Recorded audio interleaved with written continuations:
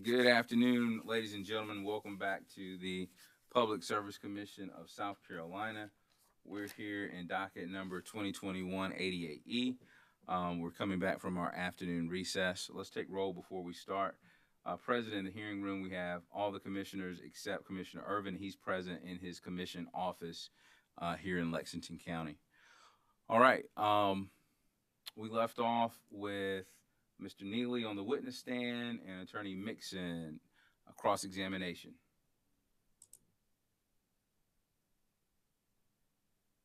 Yes, thank you. Thank you, Mr. Chairman. I apologize. We had our internet provider had an outage in my area, so I had to relocate. Well, thank you, Mr. Neely. Yes, I want to kind of go back a question just to remind everybody of where we were. We were talking about Dominion's natural gas forecasts, and we're looking at Commission's 2020 IRP order, which I will pull up again here.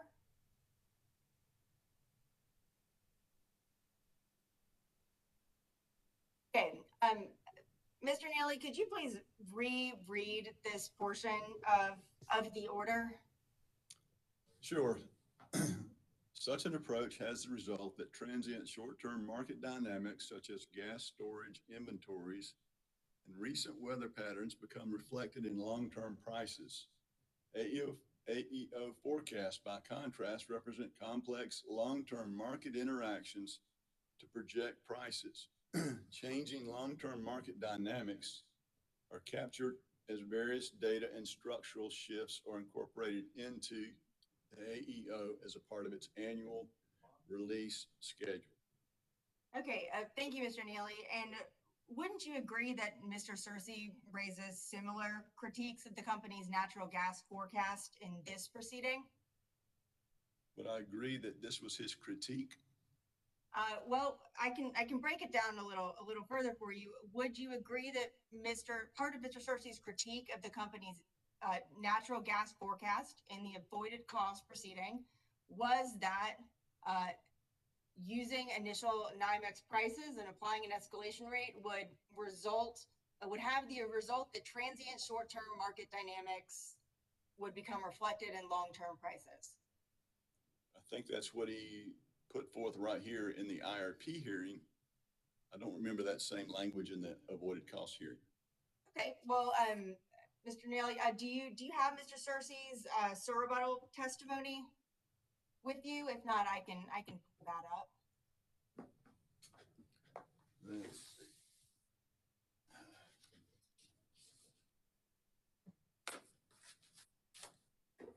Actually, I do have it. Okay.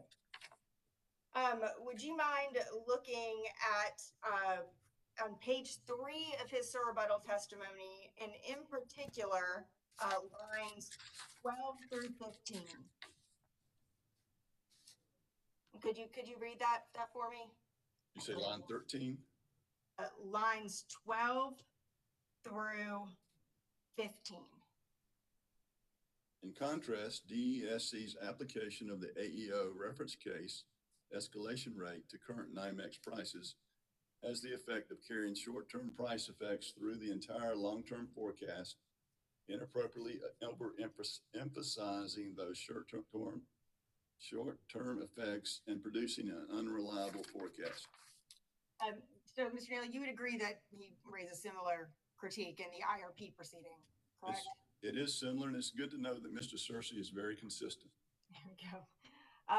And Mr. Searcy also argued in the IRP that the AEO forecast accounted for long-term supply and demand, I guess long-term pricing trends, correct? That is correct.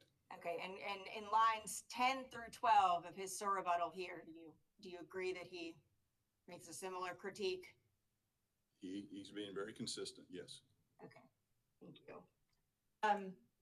So I'm going to shift to page 70 and 71 again of this commission order. 1 second here. Oh, guys, makes it scrolling is distracting. So this is where the commission lays out its findings on the natural gas forecast. Mr. Neely, the commission rejected Dominion's initial forecasting approach and instead required that it use the EIA low, reference, and high cases. Is that correct? That is correct. Okay. And can you please read this portion of the order with their reasoning for that? So I've highlighted that here. The commission finds persuasive the testimony of Mr. Searcy that in projecting natural gas prices, it's far more inappropriate to rely on the industry standard market models than on escalation rates from current data points. Inappropriate. Okay, I'm going to stop sharing my screen here. So, Mr. Neely, you attempt to distinguish the two proceedings, but so an IRP proceeding, that the full IRP proceeding happens every 3 years with updates in between. Is that right? That's correct. And the forecasted period in the IRP was 15 years? Actually, we run the model for 30 years, and we actually do levelized net present value over 40 years. And so that's a key important difference between the avoided cost and the IRP. The IRP needs long-term gas price forecast. It needs 3 gas price forecasts. The gas price forecast that the IRP needs can be annual, can be an annual forecast because there's no monthly data that's presented in the IRP. So the IRP and the avoided cost dockets are very closely related. The avoided cost docket depends very heavily on the IRP results. And most of what's in the IRP is carried forward to the avoided cost docket and the avoided cost calculations, but there are significant differences. And one of them is the need for gas price forecast. A 30-year annual forecast is what's needed, not just 1, but 3 in the IRP, whereas in the avoided cost docket, we only use 1 gas price forecast. It's just 10 years, and it really needs to be monthly. Okay. So is your contention that a 10-year period is a short-term period? Relative to 30 years, that's 30%. Okay. But to be clear, the company will only experience one set of prices, correct? Say it again. There ultimately will only be one set of natural gas prices that the company pays for. Is that correct? But I can rephrase. The natural gas pricing, it doesn't depend on what commission proceeding that the utility is in at a given time, does it? You're talking about the actual prices that we're paying every day. Yes, Mr. Mayor. Yes. Yeah. The prices that we're paying every day are depending on what's happening in the market every day. And we pay actually multiple prices. It depends on where the gas is being delivered, where it's coming from. Okay. So would you not agree the company should be using the most reliable forecast that is available in all of its proceedings? I think that the requirement in the avoided cost docket has a greater requirement for accuracy.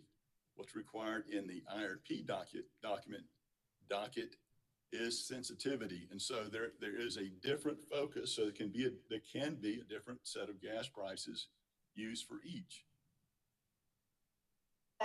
So to be clear, so this proceeding does have somewhat more immediate impacts, and that the rates will be paid on a shorter period of time. But again, Mr. Searcy's approach would blend the short-term NYMEX prices with the longer-term forecast, right? He does use 1 year of NYMEX prices, so his first year would be one that I would approve of and use, and what I do use. It's just after that he moves to an annual price forecast. It's based on a stale once-a-year forecast, and I don't think that's appropriate when the requirement from Act 62 for the avoided cost docket is rates that purchase of energy and capacity fully and accurately reflect the electric utilities avoided cost.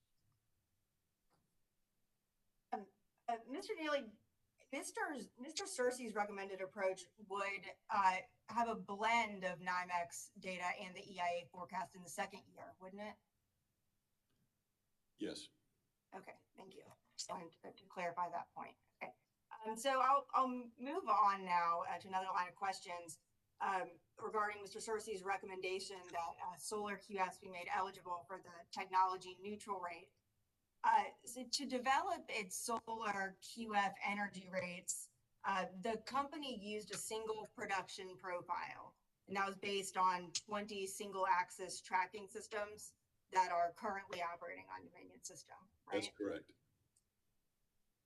But Dominion's proposal would limit all solar QFs, regardless of whether they fit that profile, to that solar QF rate, right? They will all fit that profile fairly close.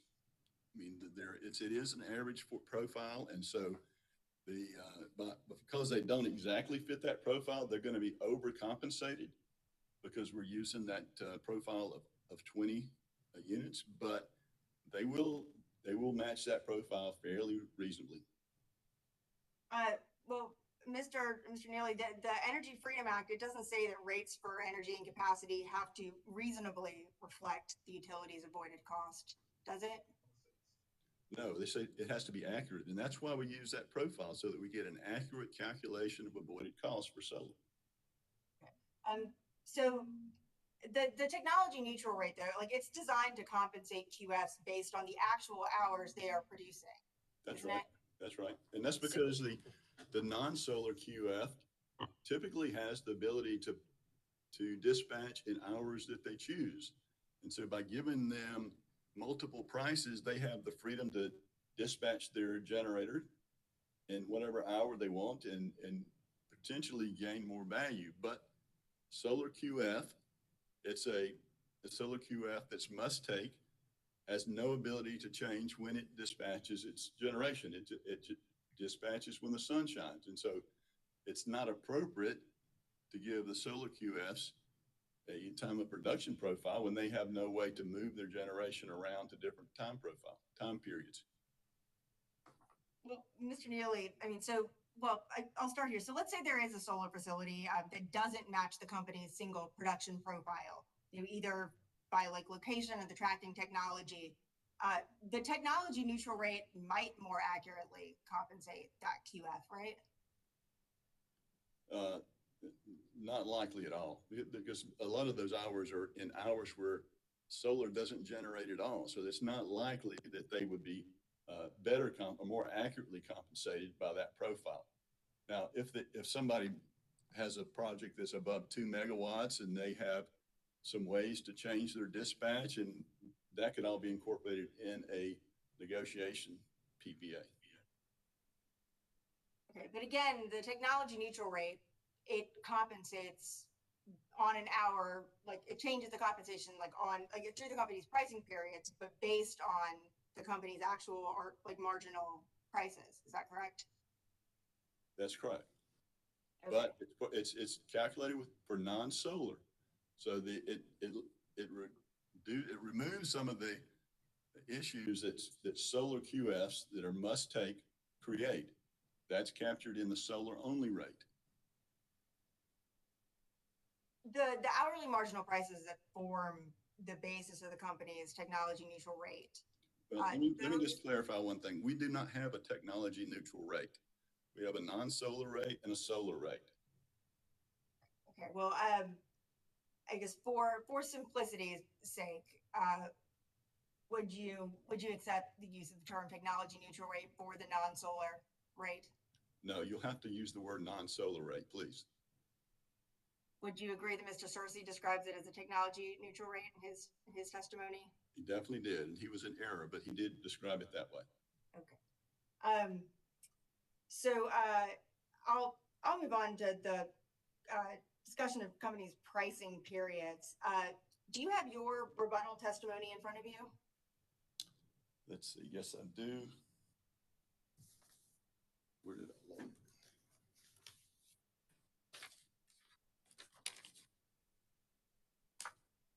Okay. Could I direct you to page 9 and starting on line 18? you were asked the question, what is your response to witness Cersei's statement on page 11 of his direct testimony that the heat map contains unclear and inconsistent instances and that he is unable to determine whether the periods align with the color pattern? Could you please read the first sentence of your response? I disagree. Okay, so does that mean that you believe the heat map is consistent and that the color pattern is aligned with the data? Yeah, when I look at that, I mean, I didn't use the heat map to do any kind of calculations, but when I look at that heat map, it looks very reasonable. The periods line up with the periods fairly reasonably, and it's not important that it's exactly lined up because there's a lot more going on with the marginal cost than and the periods that we selected. We selected a month or periods, off shoulder, a shoulder, a winter, a summer. Those periods were selected based on how the system operates, and then the 3 or 4 periods each day were selected by how the system operates and when it needs generation. So the heat map, it lines up with, when I look at it, it lines up just fine, but it's not important because it wasn't used as a method to calculate anything. Okay, well, we'll be asking Mr. Bell, I think, a few more questions, but I do have some for you as well. Did you prepare Dominion's data responses regarding the company's proposed pricing periods? Probably not. That would probably have been witness Bell. And you say you did personally review the heat map that the company prepared.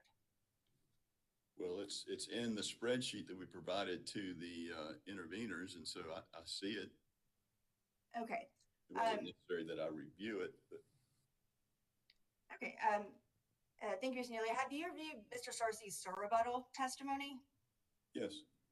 Okay. So I'm going to pull up a figure from his rebuttal testimony.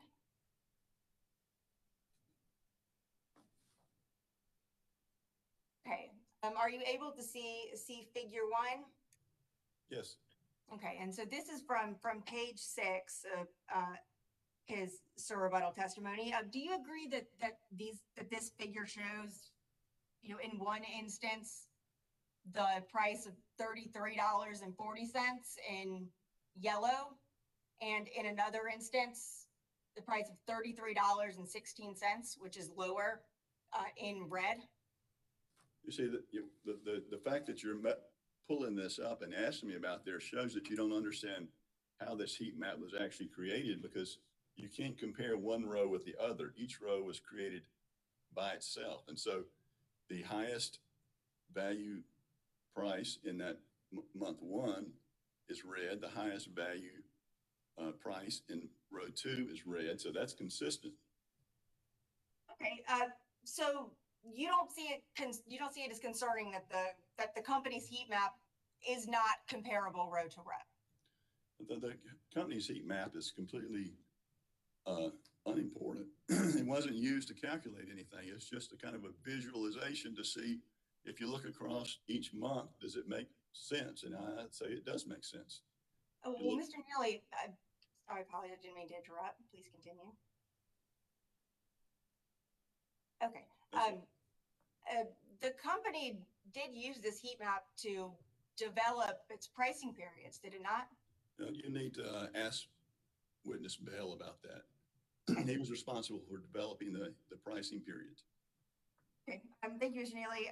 So I guess, wouldn't you agree that a fundamental principle underlying essentially any chart or graph is that it be internally consistent? For instance, that it uses the same units for scale? Well, it does. If you look across the row, it is consistent. This chart was not meant to show or prove anything to anybody. It was just a visualization tool to check the data. And so you or Mr. Cersei's putting way too much emphasis on a heat map that was not important. Okay, but Mr. Neely, you said that, so you are not aware of how the company developed its pricing periods, and that would be better directed to witness Bell? I was not responsible for developing those pricing periods. Okay, so Mr. Neely, I guess on what basis then are you able to say that the heat map played no role in the company developing its pricing periods? In conversation with Mr. Bell, he explained to me that's not an issue. It's just a visualization tool to check the pricing periods. But there again, if you want to know how he developed those pricing periods, I think you'll need to ask him about that. Okay. Well, like I said, I think we will have more questions for him, but I would just suggest, or I guess ask the question, these colors are all presented together, correct? Let me just ask you, which testimony of these pricing, this heat map was presented in? It was, so the company's heat map was used to develop the company's pricing periods, or at least it was used as a starting point in developing those pricing periods, was it not? That was not in my testimony. Okay. Again, we'll have more questions for Mr. Bell about that, but I'm asking you a more basic question here, which is just that, well, here, I'm going to pull up another graph here. Just give me 1 second. So this is all made up data where I have just, come up with some numbers to present. Let's say the average cost of a gallon of milk in South Carolina cities. And so there are 4 cities across the bottom, and there are prices displayed on this bar. You would agree this graph is misleading, right? It's definitely misleading when the bar for $3 is the same height as the bar for $4.50.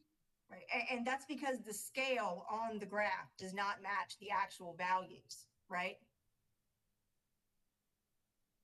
Yeah, that's what you would expect with a bar chart, that the height of the bars would be relative to one another. Okay, and in Dominion's heat map, the scale is the colors, right?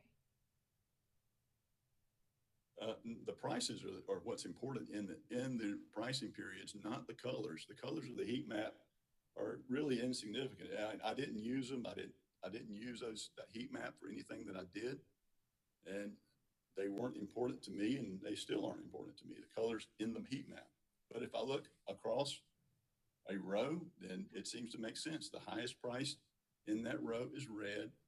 The lowest price in that row is green. Okay, well, Mr. Neely, let's say that this graph, every individual city is consistent with itself, is it not? Charleston is always green. Greenville's always orange. Columbia's always red. That's what I guess I should say, if you only look at Columbia and not any of the other bars, there's no reason to think that there's anything wrong with this graph, right? It is only when you look at all of the values and the scale when you see an issue, correct? I think I'll probably be driving to Beaufort to get my milk. That's what that tells me. I cannot say anything as the accuracy of this chart, Mr. Neely. So again, in Dominion's heat map, though, the scale, colors, it does not match the values, prices, if you look across the entire heat map, correct? Across the rows, they do, and that's all that was important in the heat map is what the row tells you, because that's all it was attempting to show Mr. Bell was how does the row show out of the prices in that row, are the high prices in that row appropriate? Are the low prices in that row appropriate? So that was the purpose of it for Mr. Bell, as I understand, but you really need to ask him a few questions about that.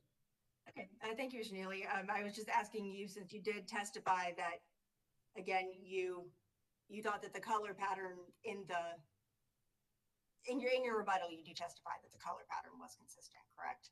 Yeah, when you look across the rows, they are. Okay, thank you, Mr. Neely. I'll move on. So Dominion designated Williams Station as must run in the company's modeling, right? That's correct. And that's the way that unit is actually operated, as a must run unit. Okay. And so that essentially means that the model says the costs to run this facility, they cannot be avoided. Is that correct? Oh, they can be avoided down to its minimum capacity. It can run between its minimum and maximum capacity, so it can avoid energy down to its minimum capacity. But Okay, but not beyond that point, correct? right, but that's consistent with how the system is operated. If we take all the constraints off of the units and so that we model something that's not consistent with reality, then the results don't mean anything. We have to model the system consistent with how the system is actually operating. Okay, and you say that in your rebuttal testimony. You say that that designation reflects real world conditions or constraints on Dominion system, right? That's correct. Okay. Mr. Searcy recommended that Dominion be required to provide qualitative and quantitative support for that that decision to designate Williams as a must-run facility in future filings, and including any impacts to avoided costs. Is that information that the company could provide in future filings? We plan to include that in our 22 IRP, actually. Okay. Thank you, Mr. Neely. So now I'd like to move on to some questions about the company's avoided capacity rates. As a start, you would agree, wouldn't you, that the Energy Freedom Act says that the commission must treat small power producers on a fair and equal footing with electrical utility owned resources. Yeah, that's true. And they define what that means. They've got 3 conditions which describe what fair and equal footing means. And I had a list of them here somewhere.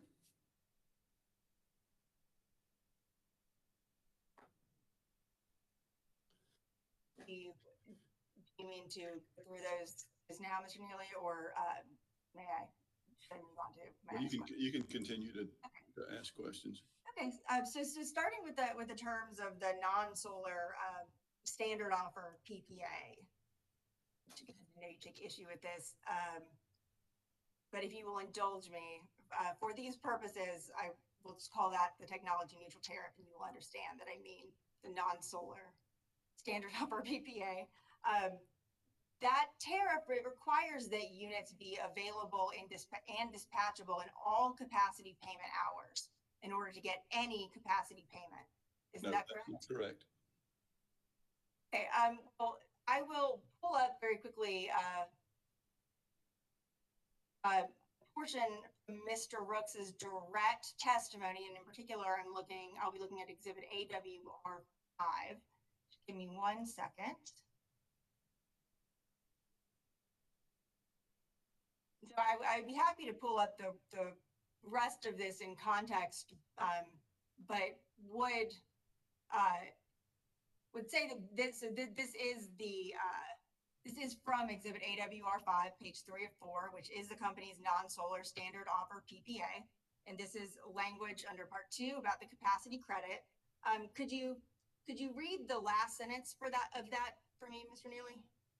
In order to qualify for this credit, the seller's generation should be fully dispatchable during all of the capacity credit hours noted. So what you have found here is a mistake in the rate, because that's not the requirement. If you look at my rebuttal testimony, I indicate that no, if he generates half capacity in all 3 hours, you get half capacity payment. If they generate in one of the 3 full capacity in one of the 3 hours, then they would get 1/3 payment. So they're not required to generate in every hour of that 3-hour period to get any capacity payment.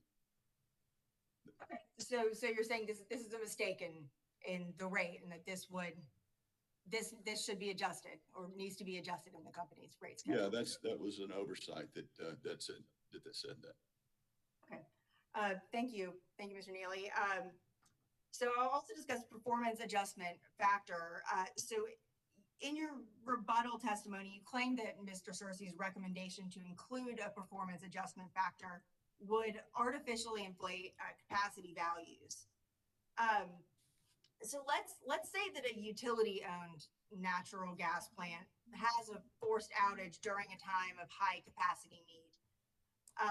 Like under this scenario, Dominion would not get any less cost recovery for that unit, would it? Cost of service generation that the customers pay for, they pay for the cost of constructing that generator. That's not how PPA, especially PPAs for QF solar or QS get paid. They get paid based on a PPA price, which includes energy and capacity. The resources are much different. Company owned or versus PPA resources. Company owned resources provide capacity, they're dispatchable, they provide ancillary services. There's much difference. There's a big difference between company resources and PPA resources.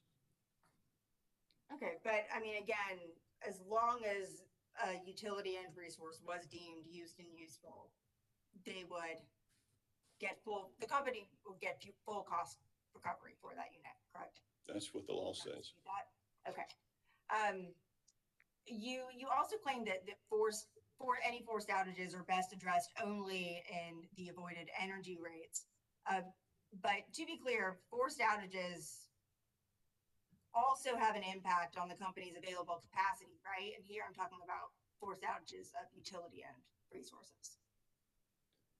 Well, if a unit is not available, Mr. Hanslett cannot dispatch it. That's for sure. Okay. And you are aware that the commission has approved a performance adjustment factor for Duke of 1.05, and that it found that doing so was reasonable and supports Act 62's objective of placing QF generators and utility generators on equal footing in terms of reasonable allowances for unplanned outages. I'm aware that Duke does use the performance of it factor, so I'm aware of that. Yes. Okay, and you also claim that it would penalize utility-owned resources to include this. So to be clear, a performance adjustment factor applies to the avoided capacity compensation made to a QF, correct? All right, ask the question again. I'm not sure I'm following you. A performance adjustment factor that applies to the avoided capacity compensation that is paid to a QF. That's correct. Now, I need to point out that Act 62 requires that the avoided costs include the costs that are avoided or costs incurred. In this performance factor is a way to escalate or elevate the capacity cost of a resource, but it is not an avoidable cost. And so it's not appropriate, in my opinion, under Act 62 to include that cost. You're adding cost to a construction of a plant that is not avoidable, and it's not actual cost that you could avoid. And so it's not appropriate.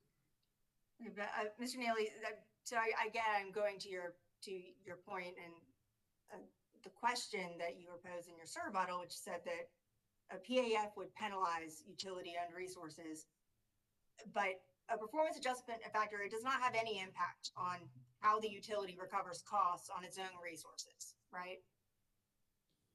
Yeah, I don't remember saying it would penalize utility-owned resources, and if I said that, I may have made a mistake. Okay, I believe that is what the question states on your rebuttal in your rebuttal testimony on page 15, lines 11 through 14.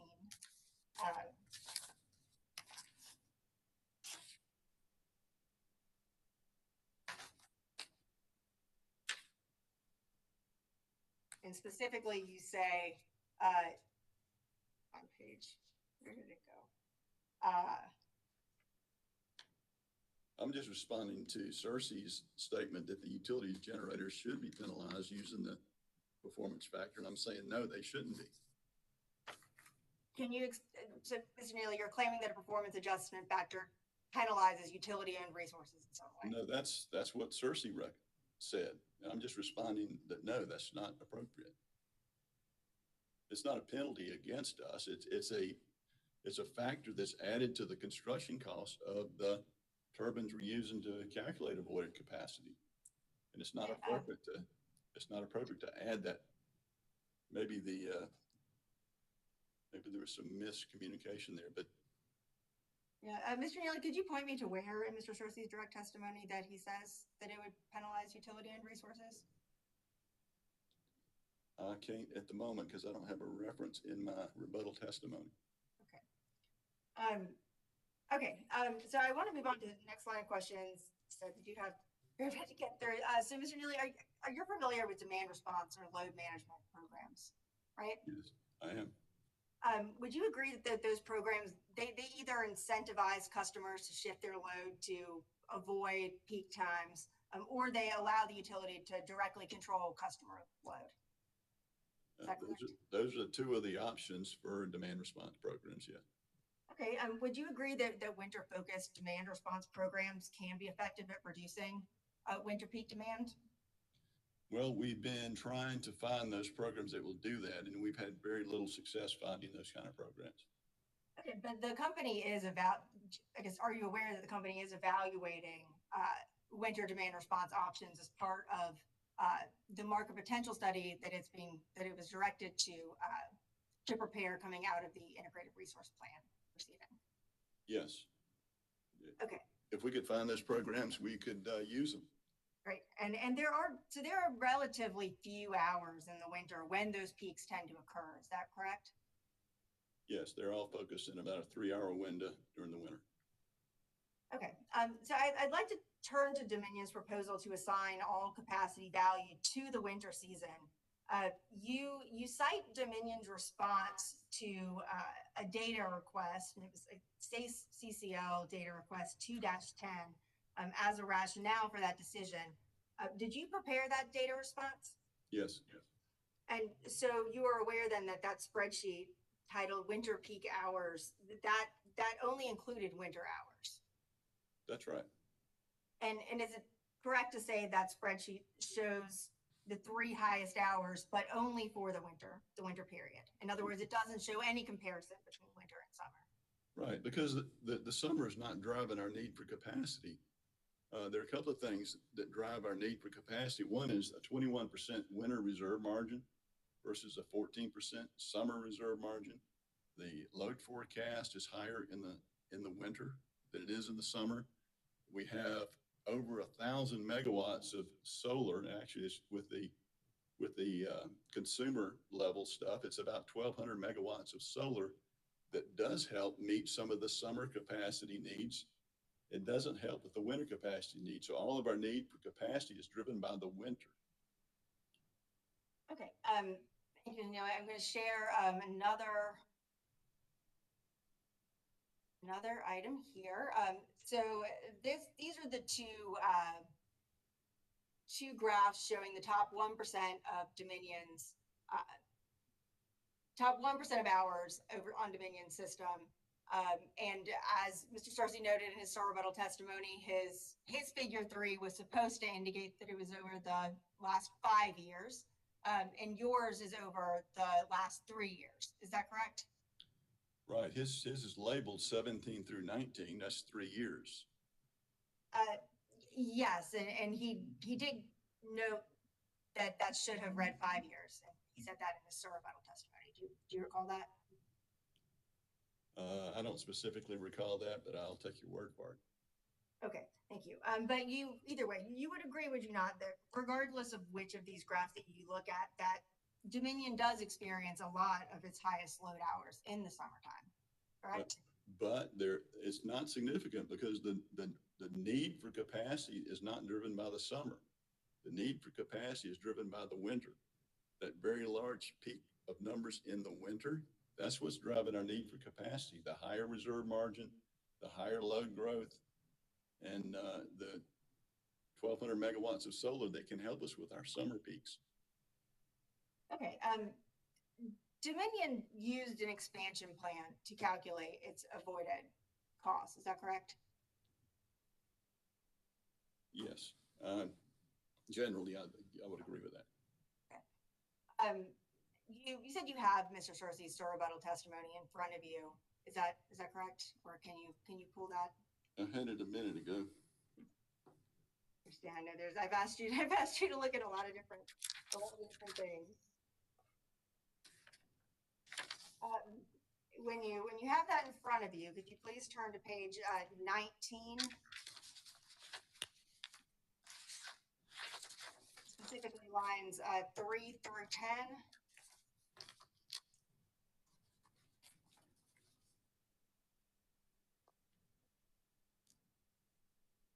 Oh, sorry, I apologize. I mean line six through 10. Where it says the expansion plan used by DESC to calculate avoided capacity costs shows the first year avoidable capacity is 2028.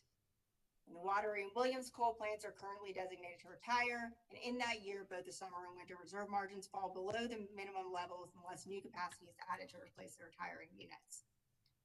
All I'm asking is just, would you dispute that that is what the, what Dominion's capacity expansion plan shows? Yeah, if you take 1,200 megawatts off of the system and you don't replace it with anything, then yeah, both reserve margins would drop below their minimums.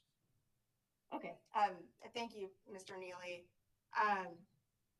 And that expansion plan, it does account both for the amount of solar on Dominion system and for the difference in winter and summer reserve margins, doesn't it? Well, it doesn't appropriately account for the solar on the system. It only gives the solar existing solar 11.8% ELCC, and actually the contribution to peak is different for summer and winter, but the 11.8% ELC was required by the commission in the IRP, and so that's what's shown on that chart. But that chart wasn't, that expansion plan was an attempt to determine where we needed capacity, summer or winter. It was assuming that the need was in the winter, and so what it shows for summer reserve margin and summer capacity is not really important. Okay, thank you, Mr. Neely. Mr. Searcy also raised concerns about the company's capital cost assumptions for its AeroCT units. The company used vendor data to determine those cost assumptions, didn't it? Give me just a second.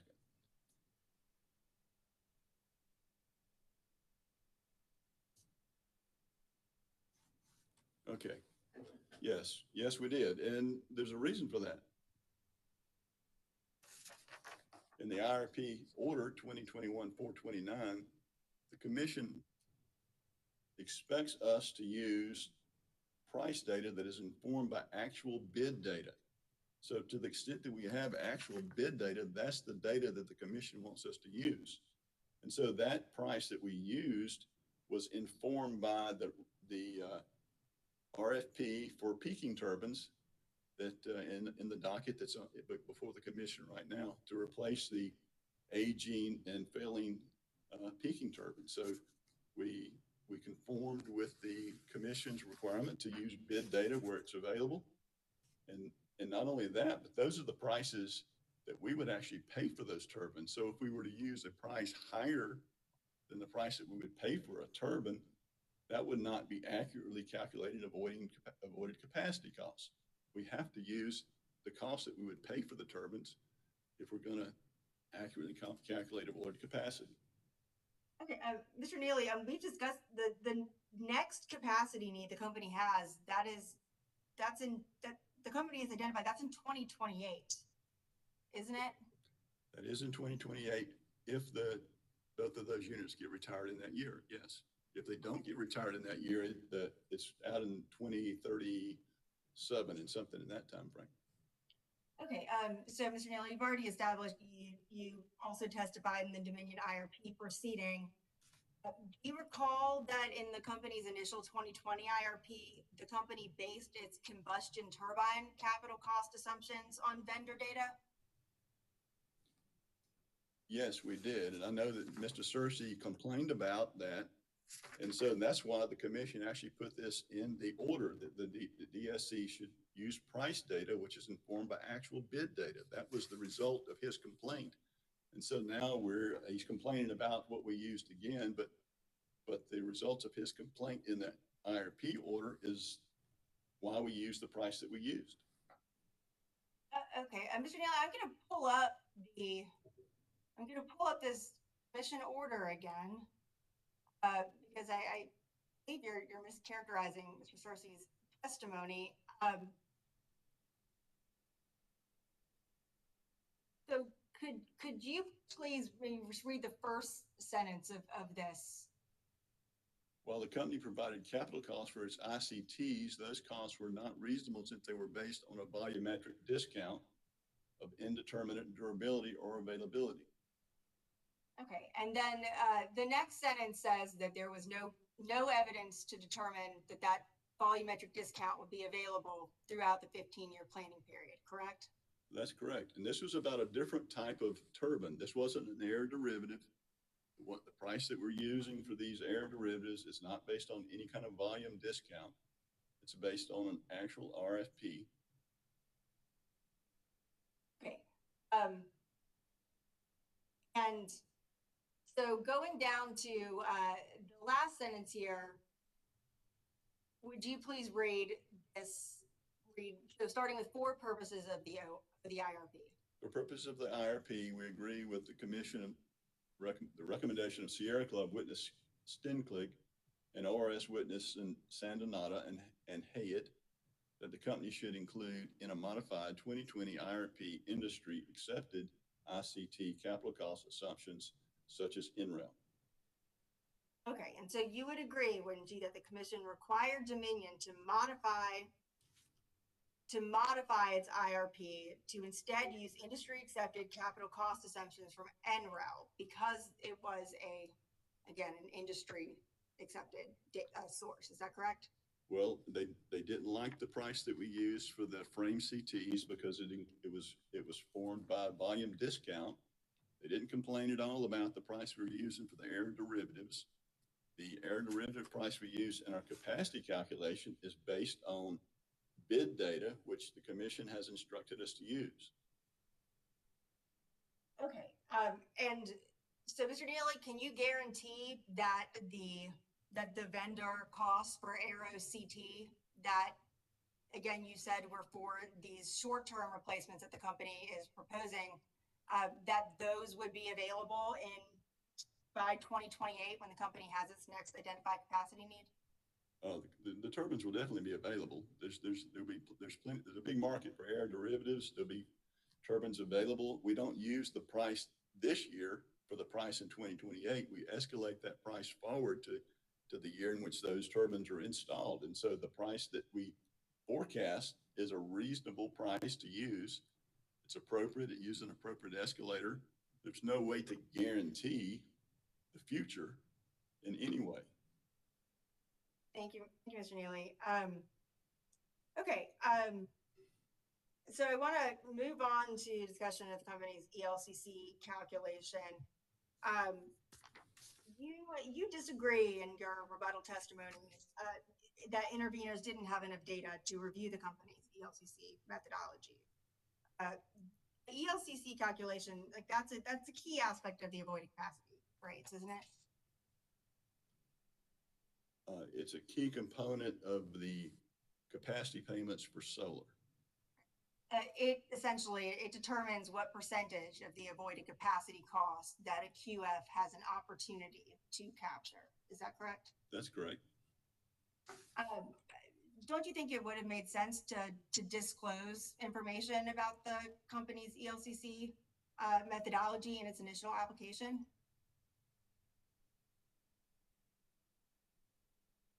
Well, I included an attachment to my testimony, my direct testimony that laid out how we were calculating the ELCC.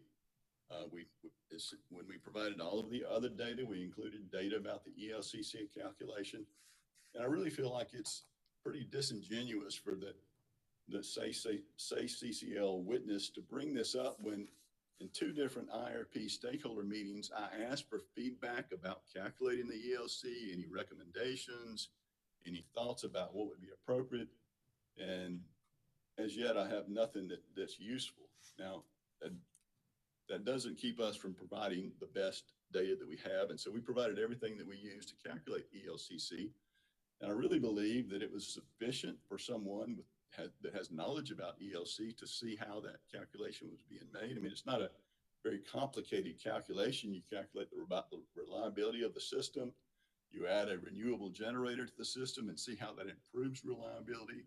And then you either adjust the loads up or the capacity down to get back to that same reliability metric.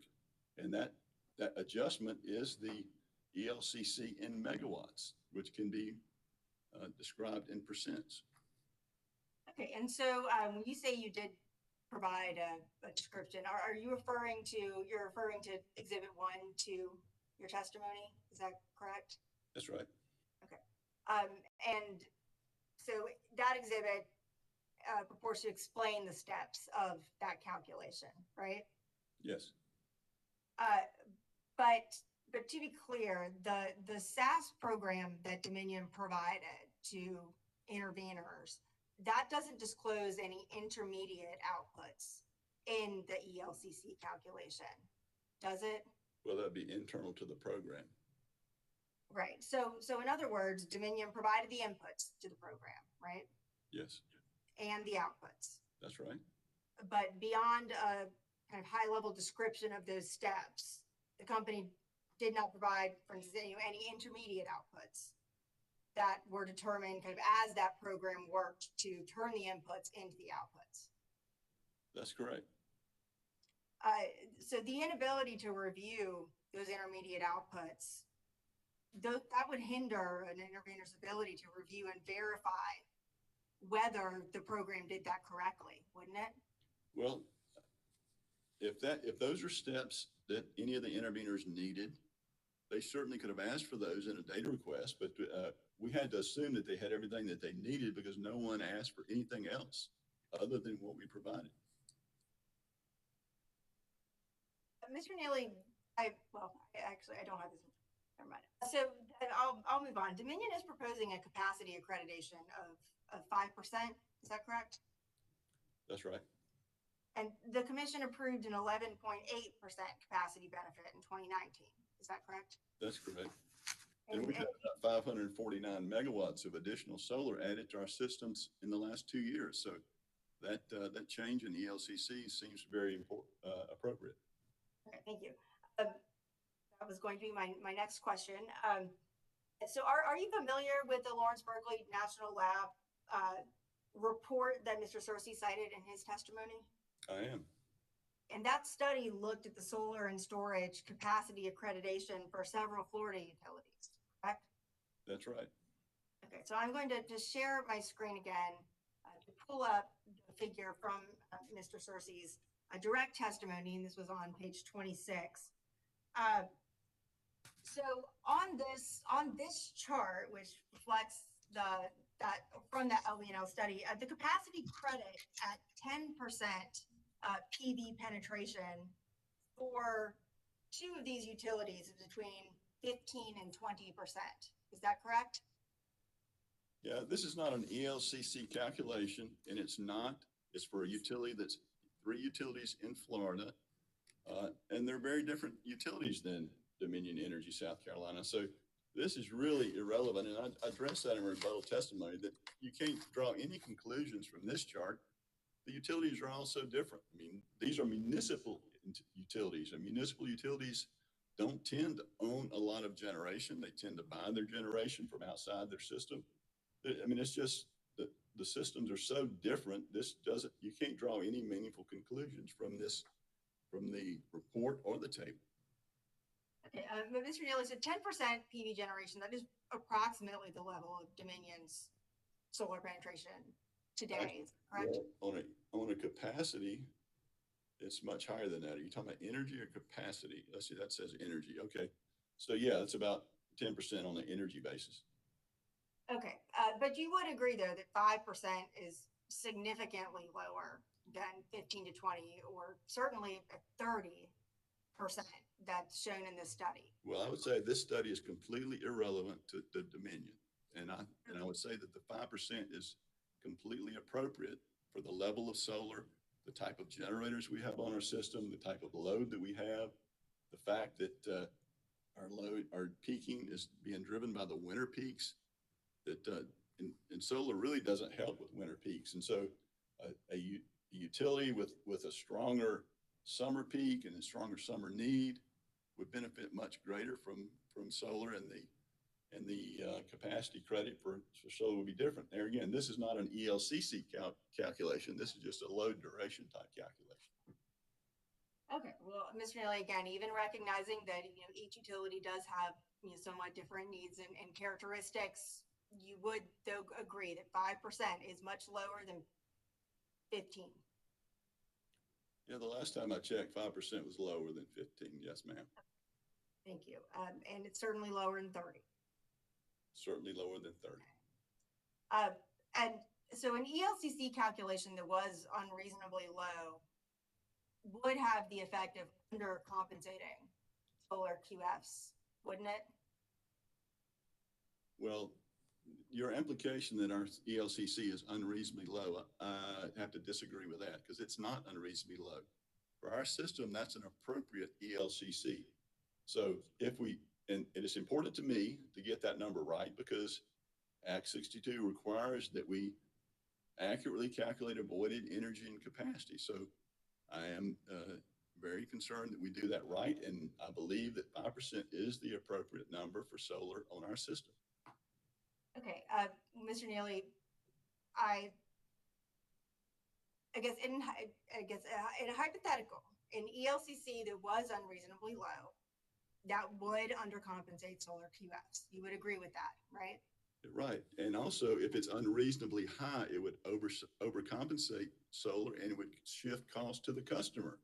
And that's specifically described in Act 62 as something that we cannot do. We cannot shift costs to the customer. We got to calculate avoided costs. It's reasonable to the ratepayers. It's in the public interest. It's consistent with PURPA. That's non-discriminatory to solar power producers, but striving to reduce the risk placed on the using and consuming public. So Act 62 is very clear about the need to make sure that we don't shift costs to customers, that it's appropriately borne by the QF. Thank you, Mr. Neely. Do you believe that the company's provided enough information about its ELCC calculation to justify why the company's number of 5% is so different from the values for these 3 Florida utilities, for instance? I don't think you can justify it based on what those utilities that are not anything like us are. If 11.8% was the right number when we only had 500 megawatts of solar on the system, then it seems very appropriate that 5% is the number when we got 1,200 megawatts of solar on the system. Mr. Neely, so you also responded to Mr. Searcy's recommendation that Dominion be required to use best practices when calculating the ELCC. And am I correct that you state that an ELCC calculation need not be complicated in order to effectively calculate the capacity benefit that solar provides to the ELCC system? Yes, I said that. Okay. Can I direct you to page 24, lines 3 through 7? And this is in Mr. Searcy's direct testimony. I can also pull that up if that would be helpful. Well, I can pull it up, but I don't have it up. Okay, one second here.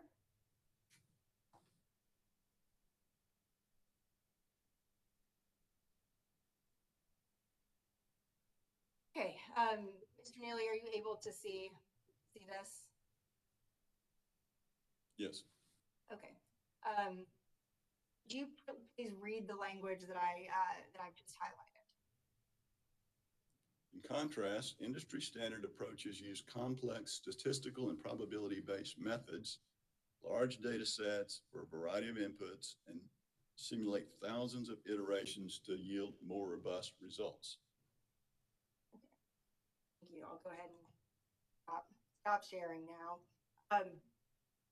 So to be clear, the more complicated ELCC methodologies that Mr. Searcy is describing here, they involve, one, using more modern analytical techniques, and 2, larger data sets. Is that correct?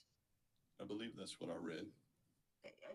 You would agree that those 2 characteristics would tend to improve the accuracy of an ELCC calculation, wouldn't you? I wouldn't know until I actually attempted to use those methods. And I'm a little bit concerned if our simple calculation can't be understood, that if we go to something very complex, we're going to be sitting for days and days answering questions about the ELCC calculation. Oh, Mr. Neely, I mean, wouldn't you agree though that the goal of the company's ELCC calculation should be to employ the practices and methods that ensure the greatest accuracy? Well, I think the fact that I've addressed this twice with the IRP stakeholder group, asking for input, asking for feedback, asking for best practices, and this far until this testimony, and there may be something that's coming sometime in the future, but I've gotten very little feedback and I've gotten no data until I, get this testimony from Cersei. And Cersei was one of the people in the stakeholder meeting who, when I asked him about that, he said, "How much time do I have?" And I said a few months, and he said, "That's not long enough." So I'm hopeful that he's going to find some time somewhere. He can actually give me some more feedback and some best practices and some things that we can incorporate down the road. But this ELCC calculation is completely appropriate. I believe it's completely accurate. It accurately measures and compensates solar QFs for their capacity on our system.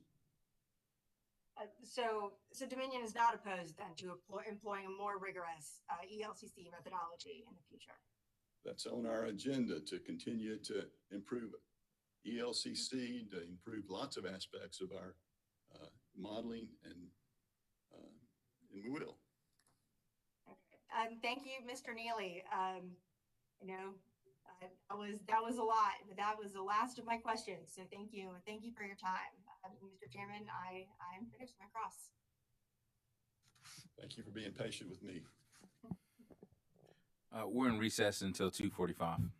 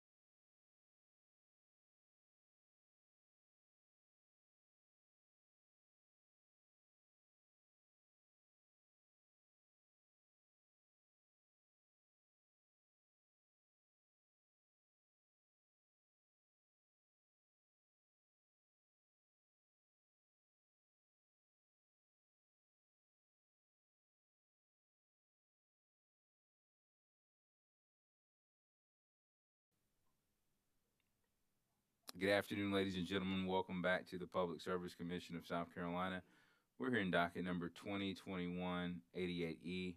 After that brief recess, we're prepared to continue with the next witness. I believe that is Witness Bell. Before Witness Bell is called to the stand, let's take roll. Present in the hearing room, we have all the commissioners, with the exception of Commissioner Irvin, who is joining us from his office here in Columbia, South Carolina, Lexington County, at the Public Service Commission of South Carolina's headquarters. I'm sorry. Okay. Mr. Neely, I was trying to get you off the stand too soon. Sorry about that. We still have some more questions for you, sir. We finished with South Carolina Coastal Conservation League and Southern Alliance for Clean Energy. We need to now go to the South Carolina Department of Consumer Affairs. We have no questions, Mr. Chairman. Thank you. All right. Office of Regulatory Staff. Thank you, Mr. Chairman. This is Chris Huber for ORS. We have no cross for Ms. Neely. Thank you. All right. Commissioner questions for Mr. Neely.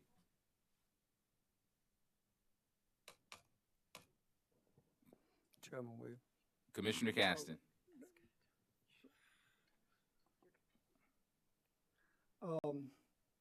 Afternoon, Mr. Neely. Good afternoon, Commissioner Caston. I heard you mention a few times stakeholder meetings, and I was a little confused. I didn't know, were these stakeholder meetings that occurred during the IRP during that time, or during, prior to this hearing for the avoided cost? So there is no avoided cost stakeholder process. There is an IRP stakeholder process that's ongoing. It began in the first of the year with the IRP order from the commission, and it will continue. In those meetings, we've had 4 meetings so far. The thing is, avoided cost and IRP are very closely related. They share a lot of the same inputs and a lot of the same models, and not exactly the same, but there are things that are applicable in both. And the ELCC calculation, or the solar contribution to capacity, is one of those things that's common for both avoided cost and the IRP. And so I was mentioning that one of the things that the commission asked us to talk about with the stakeholders is this solar contribution to capacity. And so we brought that up twice in 2 of the meetings and had some discussion about it, but it's an ongoing discussion. Okay. So if the commission doesn't require you to have stakeholder meetings, are you opposed to stakeholder efforts? Well, I think the IRP stakeholder process is sufficient to cover issues that apply to both avoided cost and IRP. So I don't think we need another process. Well, kind of based on some of the questioning I'm hearing, I would probably argue that point, but then that's Dominion's call, not mine.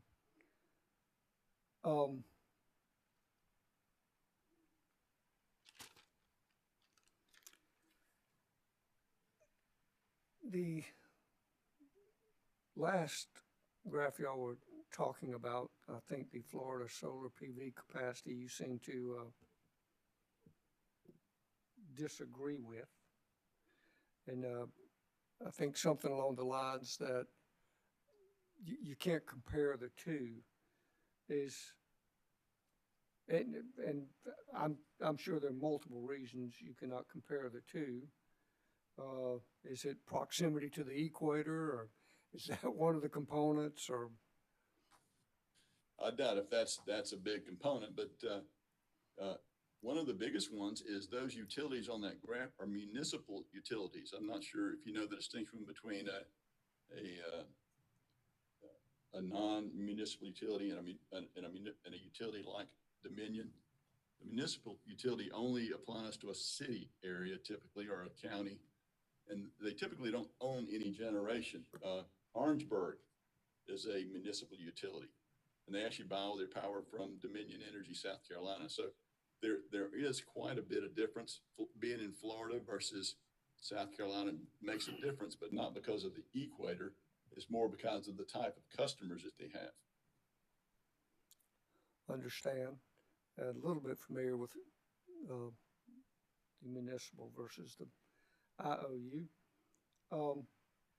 Although I suspect if you did have solar facilities on the equator, you would have equal time day, equal time night. Is that fairly accurate? You would probably get more generation out of your solar, yes, sir. So maybe you can build some down there and then pipe it up.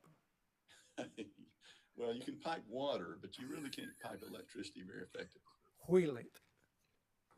I understand.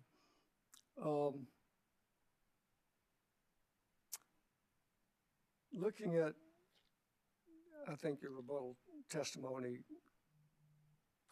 some of the, I guess, disagreements you had with ORS witness Ori on the 66 megawatt generators. Did Dominion use the 66 megawatt generators in their modeling?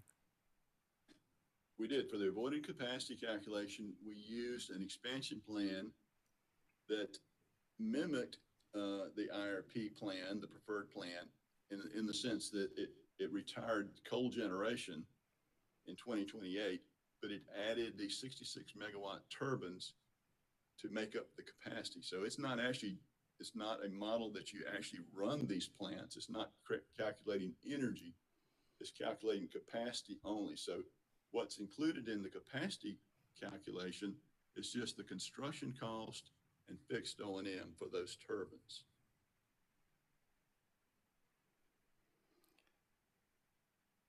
Well, but that said,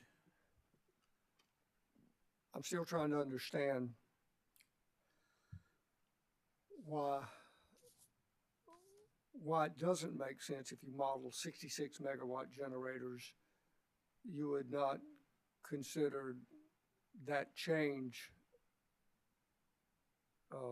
66 megawatts also. I think in your testimony you said 100 megawatt is reflective of the megawatts that I guess the company would expect that it would be required to purchase, but it seems like it would make more sense, if I'm understanding it correctly, what you model is kind of what you should use. I mean, well, maybe say it this way: in that expansion plan, this is not in the Plexus model. That's the calculation of energy. It has all the resources in it. In the capacity calculation, it only has these 66 megawatt turbines, and it has probably 20 of these turbines. It's not just one turbine. It's a whole expansion plan full of turbines. And so we put in the construction, the fixed O&M cost for these turbines, and we do a base case without the 100 megawatts, and then we do a change case where we assume 100 megawatt no cost purchase.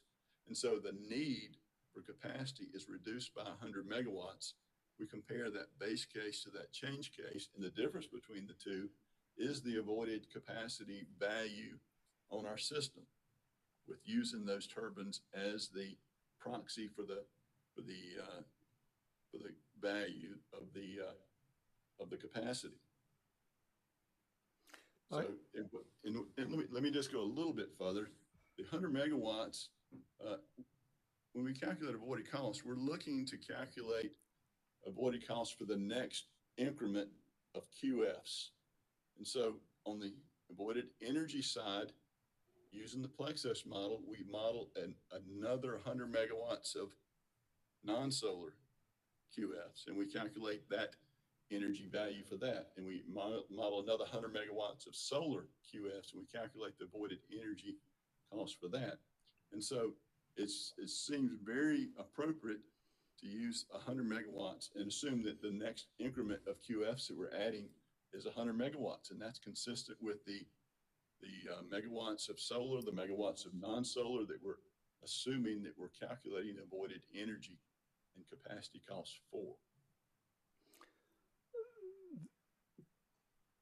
I think I understand the last part, what you're talking about, comparing 100 megawatts of that versus 100 megawatts of QF. I mean, and the difference. I think I understand that, but I'm gonna have to ponder this some more. I'm still trying to understand the 66 megawatts used in whatever modeling you did use, and then kind of compare it to something else.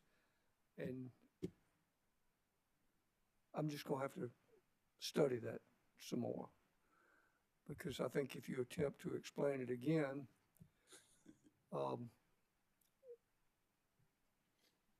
I'd like to think I'd understand it the third time. I could add just a couple of more pieces of information that may help a little bit. I hope I'm not confusing the matter, but for instance, PURPA, which is the guiding federal legislation for avoided cost, says that we can use up to 100 megawatts. And so we're allowed to do that. The other thing is, if I had put 121 megawatt turbines in the plan instead of 66 megawatt turbines in the plan, I would only been able to use 100 megawatts. I couldn't use the 121 because that would violate PURPA. I understand. I think, as I recall, it says you may use up to 100 megawatts. Don't have to. That's right. So could you not have used 66? I could have used anything, but here's the thing. If we use 66 is the number, and actually what comes on the system is, let's say, 80 megawatts. Well, we're overpaying that 80 megawatts for their capacity because we've calculated the value at 66 megawatts. I understand that. I guess I guess I just don't understand why 66 was used. I know you referenced the IRP, and I think that was the generators that you were looking at replacing. Is that correct? Well, from the IRP, we had 14 different resource plans. Resource Plan 8 was the preferred plan, and in it, there was retirements. And so I put those retirements in this capacity calculation and looked to see what the value really, and the value of capacity is very much related to replacing those retiring assets. Well, I'm gonna move on. Okay. I think you explained. I think I understand it better. I at least know where the 66 megawatts come from, and let me move on to something else.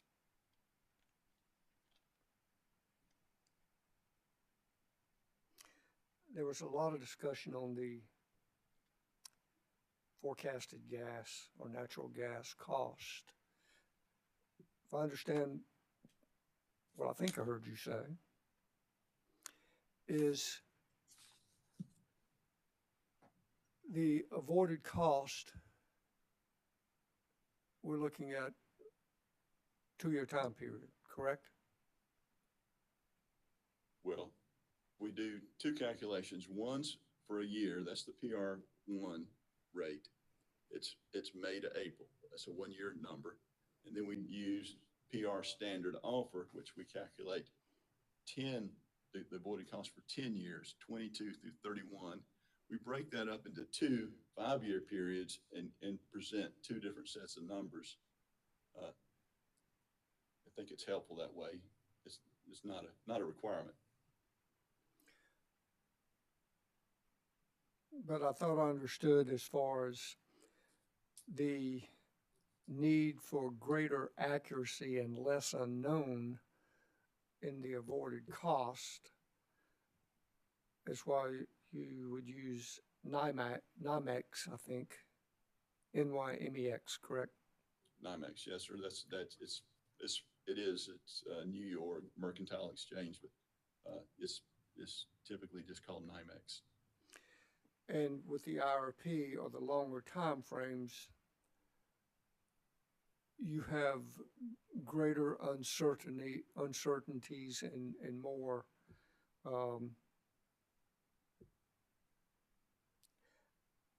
I guess more time between where, year two from now, it certainly will or could change, but there's more certainty in year two than there is in year 10 or year 15 or year 20. Is that correct? I think that's the case always with any forecast, that the near term is more known than the out years. In the IRP, we're doing a 30-year model, and we're only presenting data, annual data. So we don't really need monthly prices because we're not looking at monthly results. Not so with avoided costs. We're doing only a 10-year model, the most we do the 1 year and the 10-year, and we do present data monthly. And so that's in that time of production profile that we show avoided cost. It shows by these periods which are related to the month. So a forecast that includes monthly numbers is important for the accuracy of the avoided cost. Okay.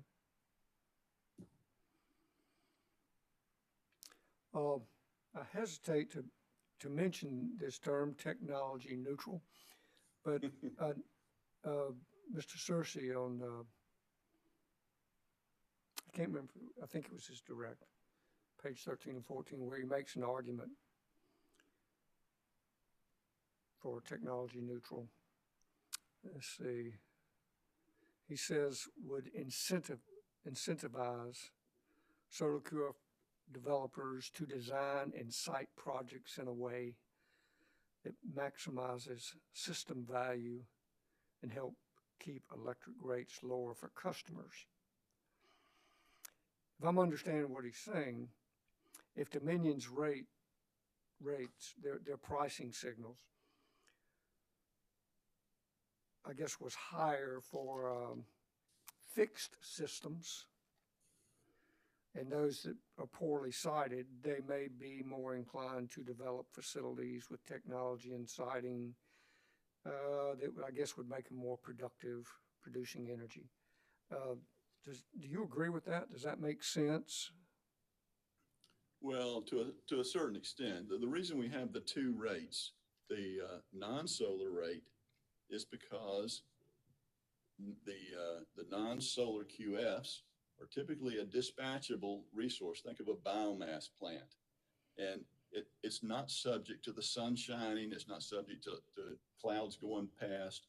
And so it has a lot greater value to our system because it can be dispatched and we don't have to work around it every day. And if you think back to those charts that Mr. Hanslick showed, he's always trying to work around what solar is doing. With a non-solar QF, they're typically dispatchable, and I think the biomass plant is a good example. It can dispatch in every hour of the day, and so we're not having to work around that resource, and so the avoided cost for non-solar QFs is greater because it has a greater value or a less cost to the system. It's less costly to work around that resource. I understand. I guess I was thinking, and maybe that's what he was alluding to or talking about. I can ask him later. I was thinking that it meant more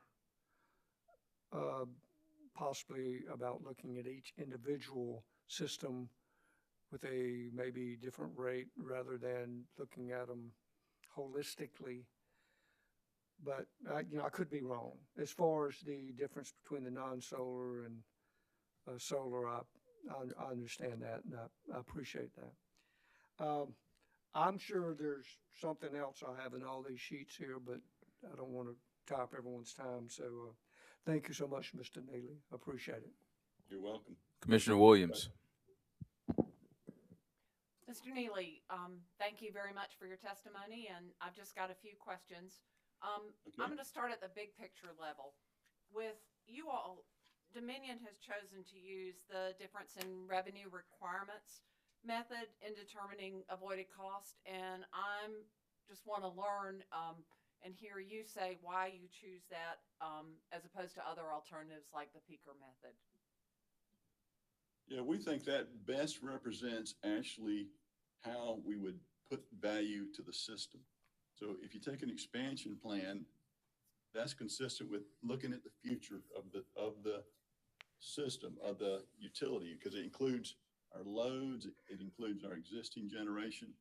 We think that more accurately reflects how our system operates. If you just take a peaker and use it for the value, then you don't capture any of the things that are peculiar to your system. You're just using the cost of this peaking unit. Okay, thank you. This is a little bit of a statement and as well as a question, but in trying to understand all of this at one time, how can the Public Service Commission and the community understand that we're not over or undercounting for the times when solar is not reliable? Because the way I hear it, there's the variable integration charge, there's capacity credit where it makes a difference, and there's the effective load carrying capacity. Can you educate me some on that? Yeah, well, the Act 62 is very specific about what we're supposed to do. And it says that rates for the purchase of energy or capacity fully and accurately reflect electrical utilities avoided costs. So that's the standard, and that's what you're referring to. And so we take that very seriously. We attempt to model our system as accurately. We use the best inputs we can determine. We're still talking about a forecast going out into the future. And so there is some uncertainty. None of us can see the future. If we could, we would do things much differently. But this process where the interveners analyze what we do, the ORS analyzes what we do, and they give feedback, and the commission takes all of that and they hire their expert, and the expert looks at all the data. And so that's the process by which we arrive at the most accurate determination of what the energy and capacity avoided costs are.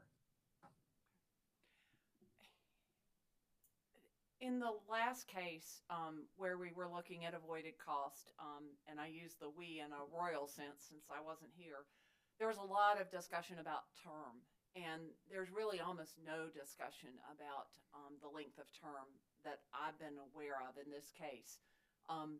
Will you talk to me some about what that term is and why there's not been debate about it?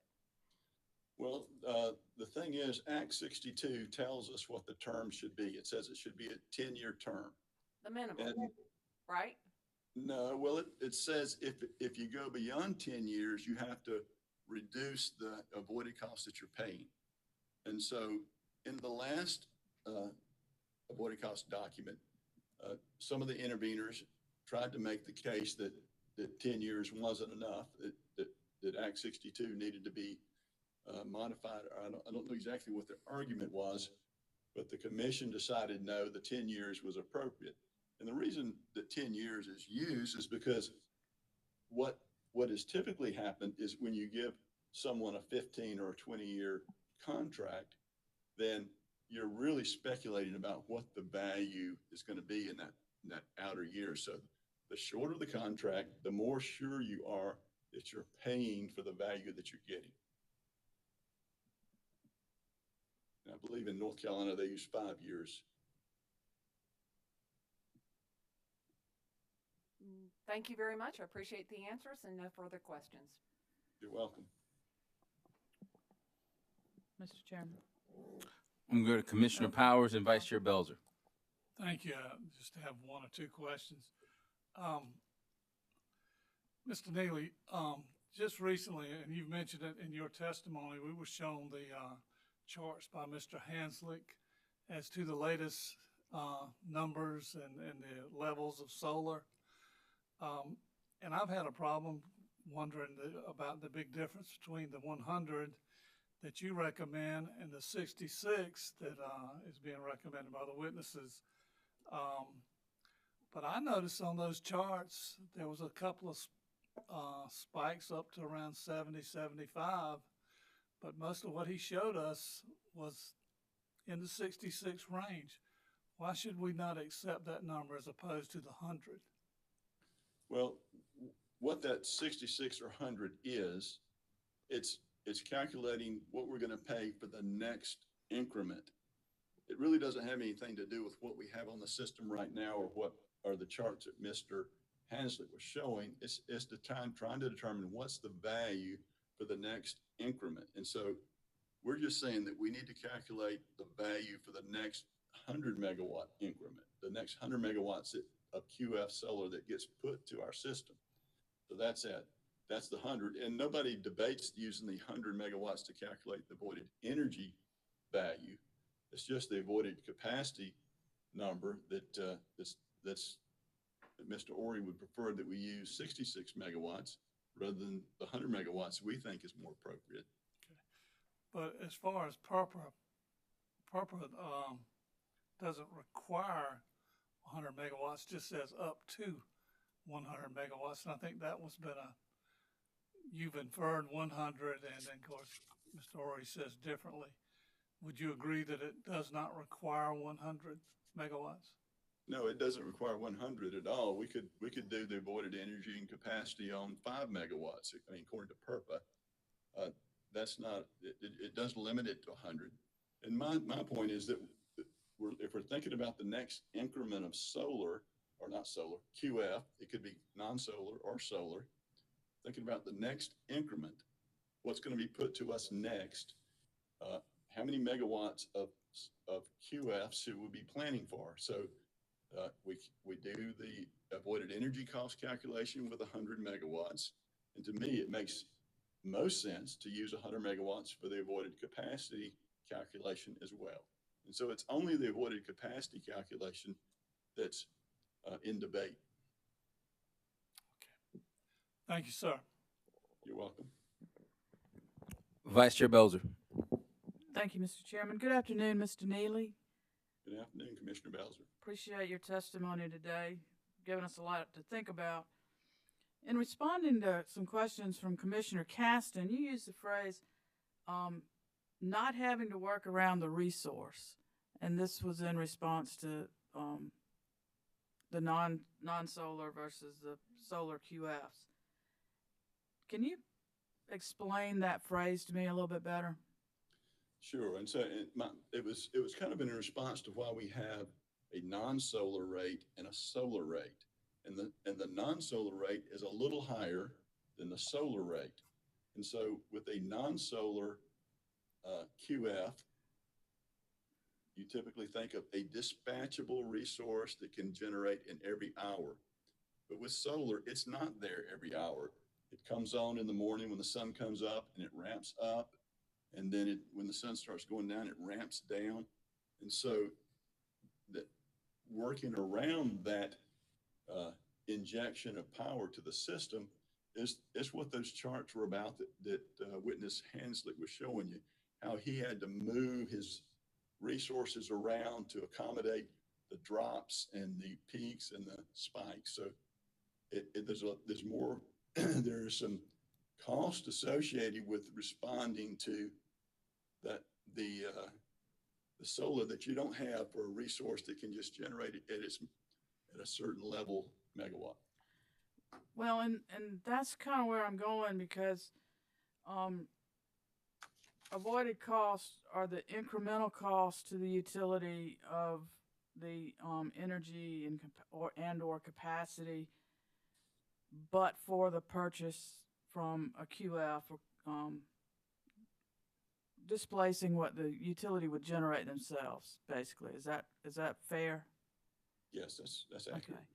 So when you use the phrase work around and then coupling that with Mr. Hanslick's testimony of what might be going on in the control room to to either shed load somewhere or make sure that the system can accommodate those either spikes or drops from solar.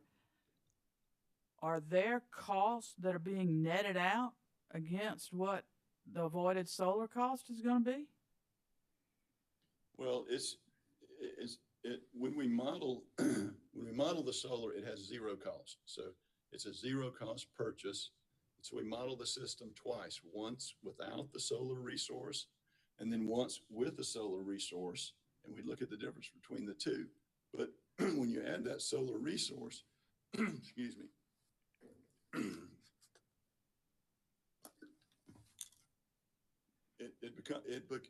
it puts a little more burden on the system to the other resources, the other generators, the gas plants, the coal plants, the hydro plants.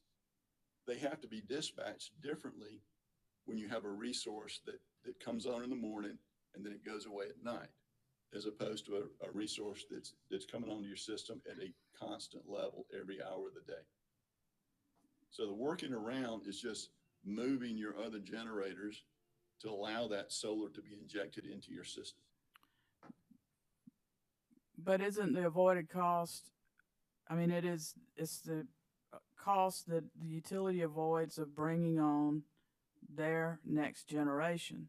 So you're not telling us that there's some sort of netting going on here that, okay, we've got to work to do this, therefore we're going to reduce the cost we pay for the solar. There's nothing like that going on, is there? No. And when it talks about we would generate it with our own resources, it's assuming the resources that we already have on our system. So we have these resources on our system, and if that solar was not injected to us, we would generate to meet our load with our own system, with our own resources. When we inject the solar into the system, now that 100 megawatts or whatever it is that we inject into the system meets part of our load. And so instead of generating those megawatts with our resources, we accept the generation from the solar. And so that's what that means when it says that if without that resource, we would generate it with our own resources. How many non-solar QFs are on Dominion's system in South Carolina? Yeah, I'm not sure about that number. Witness Rooks is coming up later, and he would be the one that could give you that answer. But most of the QFs are solar.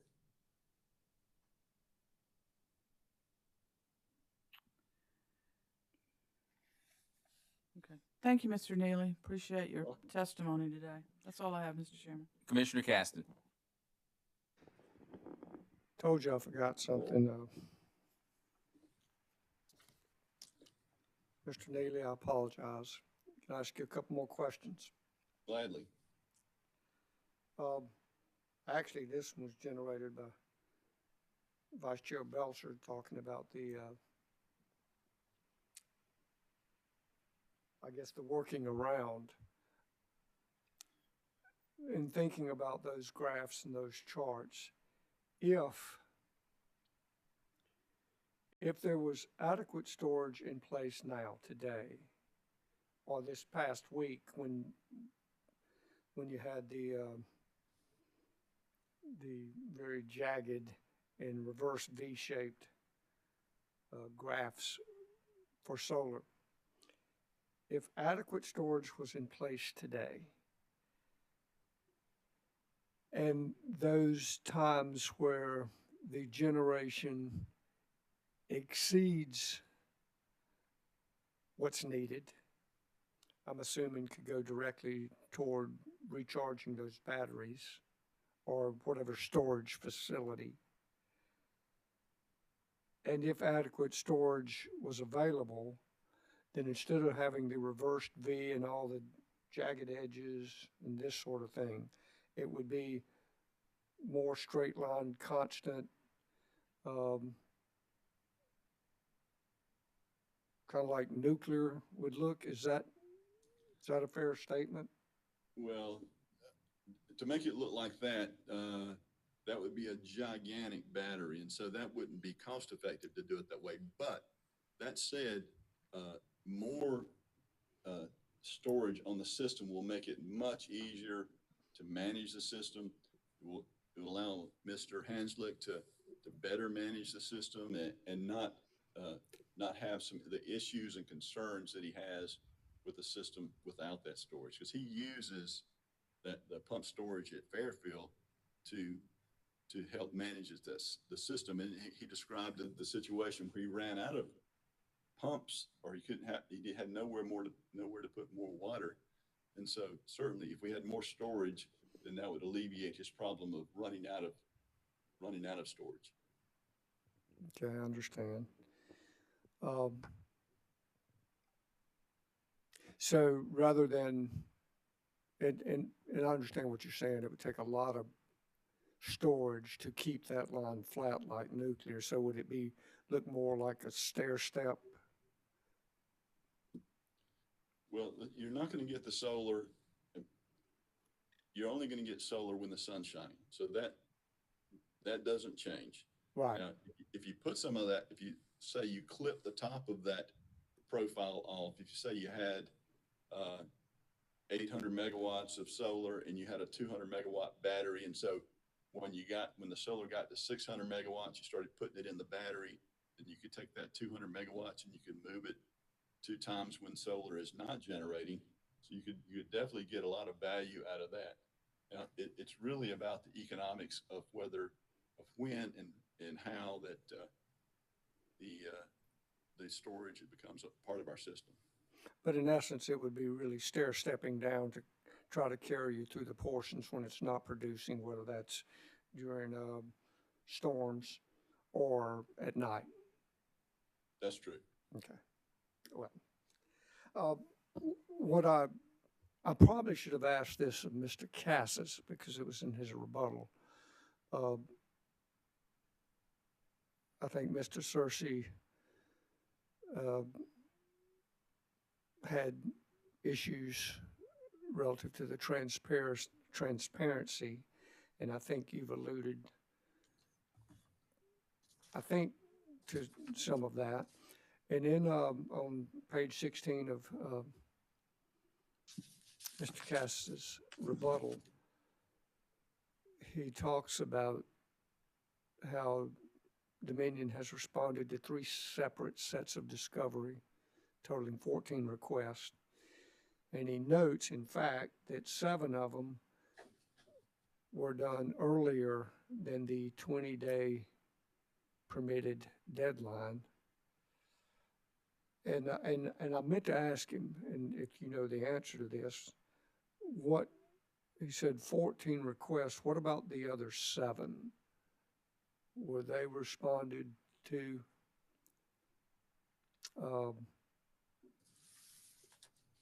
promptly, or he points out 7 of 14 is what I'm saying. What about the other 7? Right. I suspect that the other 7 we've responded on the deadline.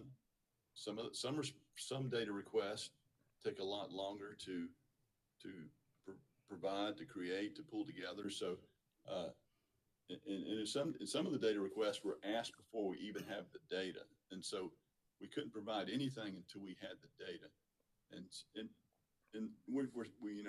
we feel bad about that, but there was no way that we could actually provide data that we didn't yet have. And so we're trying very hard to provide all the data. We realize that we need to be transparent. We know that we are required to be transparent. We're making every effort to be transparent. That's a desire and a goal, and we know that's important. So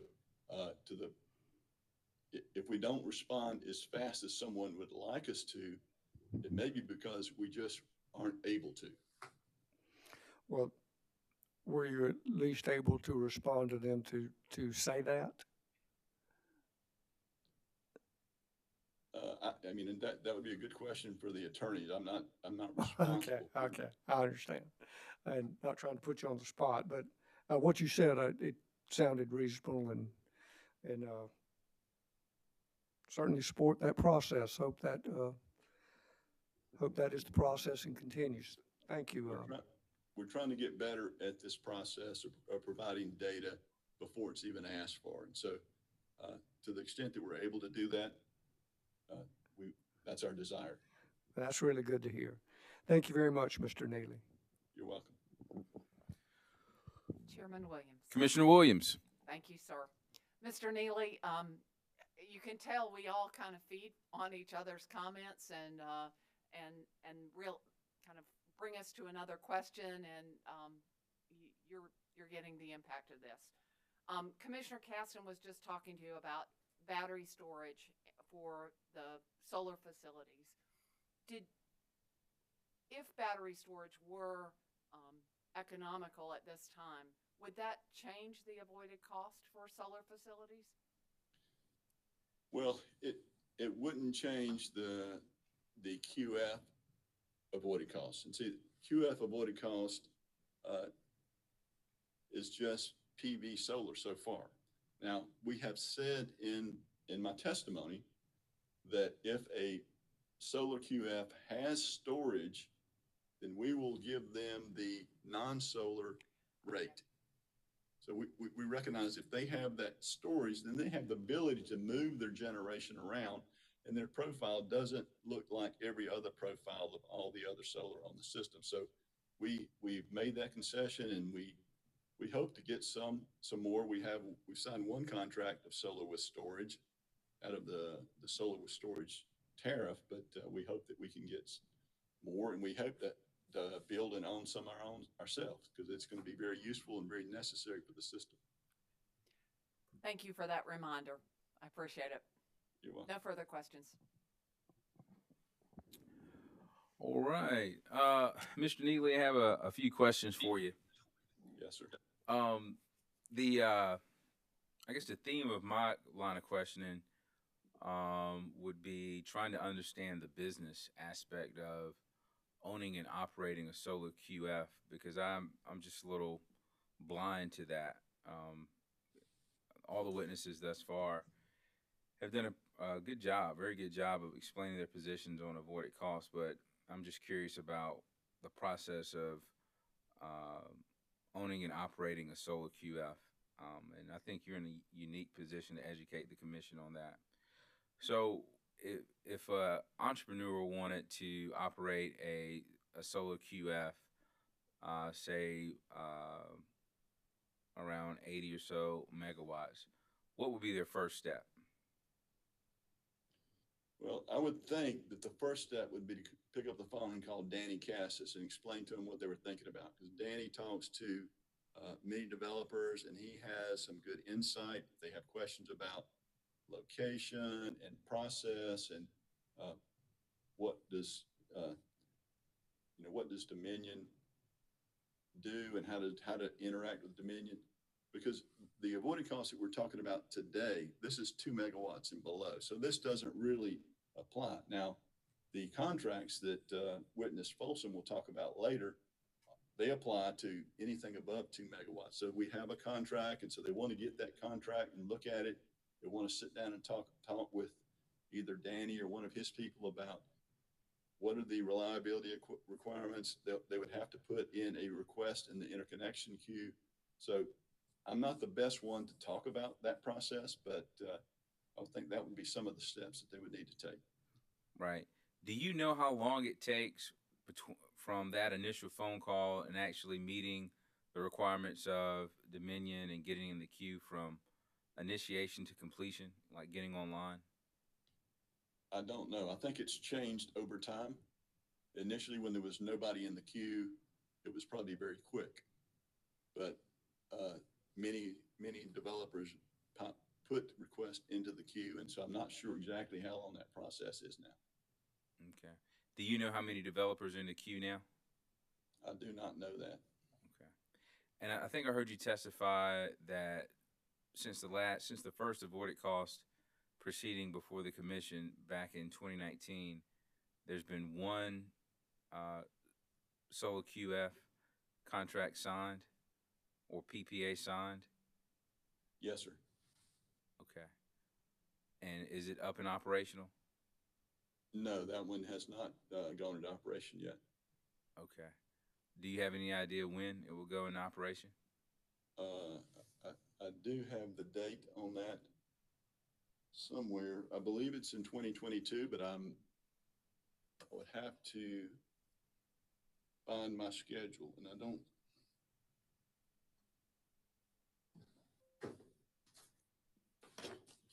I don't see it at the moment. But Witness Folsom would be a good one to ask that question because he stays, he's the one that helps me with that schedule. So. I got you. And so the avoided cost rate that QF will receive will be which rate? Well, see, that was it's above 2 megawatts, and so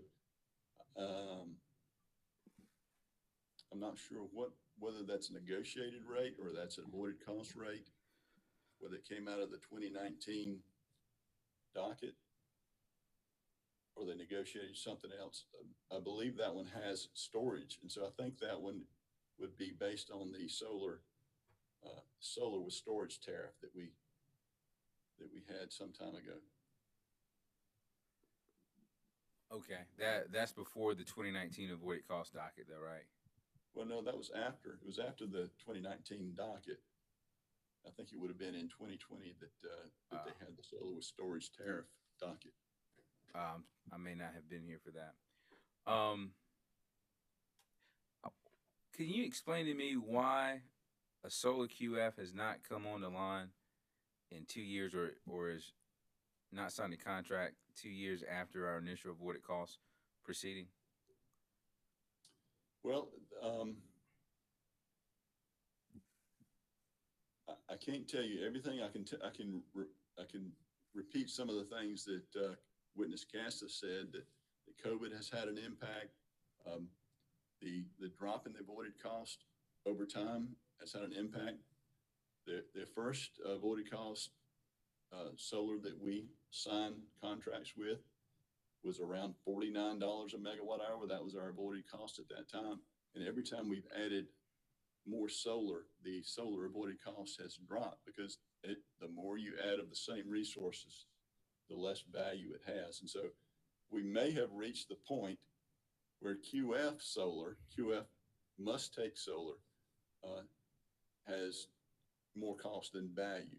Now, I don't know that that's the case, but that may be part of it. And so the way you would solve for that problem is you got to change something that you're doing. You got to add storage with solar to give it more value. We have to change something about our system. One of the things that we proposed is our CT plan or our peaking modernization plan.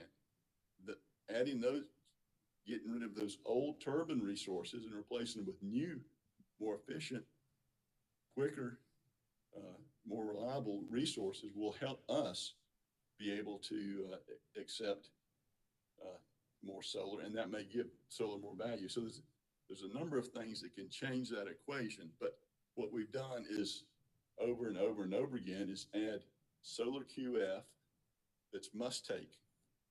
And so the resource looks exactly like the same as all the previous resources. And so its value continues to drop over time. And you see that in all jurisdictions. Yeah, I understand that. I have a hard time just trying to rationalize the amount of time we spent in 2019 and the amount of time we're spending now, and no one has signed up. This almost seems like a academic effort more so than a practical one. I mean, wouldn't you agree? Oh, it seems that way to me as well too. I think that there's a lot of activity going on behind the scenes that's not necessarily related to these projects that are 2 megawatts and below. It's negotiations with Mr. Cassis and, having him and the provider trying to figure out a way to provide value to our system. So if what they've been doing in the past doesn't any longer provide enough value for them to build the project, then they will figure out some way to create more value, because we're going to need more renewable resources on our system. We know that. And so we've got to solve for that equation. You know, what kind of resource is it going to be? It doesn't look like a solar QF that's a must take, but it has storage, it has flexibility. That is, it can be ramped up and down at time.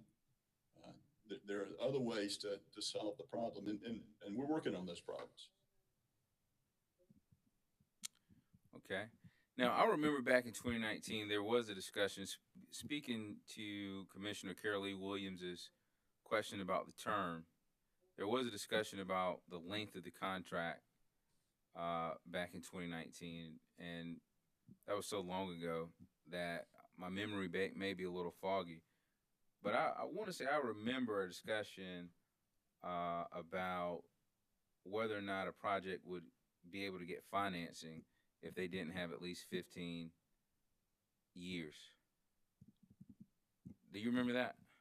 Oh yeah, I remember that.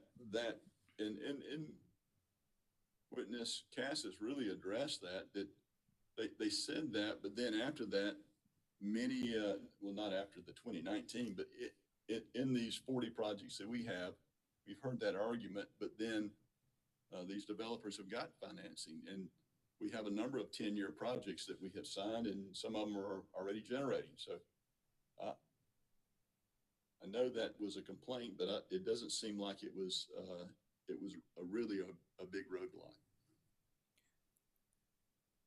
But okay, I want to make sure I'm understanding you correctly. You don't think it was a big roadblock, but there are also no new contracts signed since 2019. Right, but we have signed 10-year contracts, so we have a number of QFs that have a 10-year contract, and evidently they got financing. So I'm not a developer, so I don't know all of what goes into their thinking and their calculations, but I just know that we have a number of 10-year contracts, so there must be a way to get financing for a 10-year project. All right. Well, let me just ask you my final question. In your position as, I think it's an energy market analyst or consultant? Consultant, yes. Consultant. And you work for Dominion Energy South Carolina, right? Yes, that's right. All right. So, in your opinion, would it be better for Dominion Energy South Carolina to build, own, and operate their own solar facilities as opposed to buying power from solar QFs? Yes. All right. Any questions? Commissioner Thomas. Thank you, Mr. Chairman.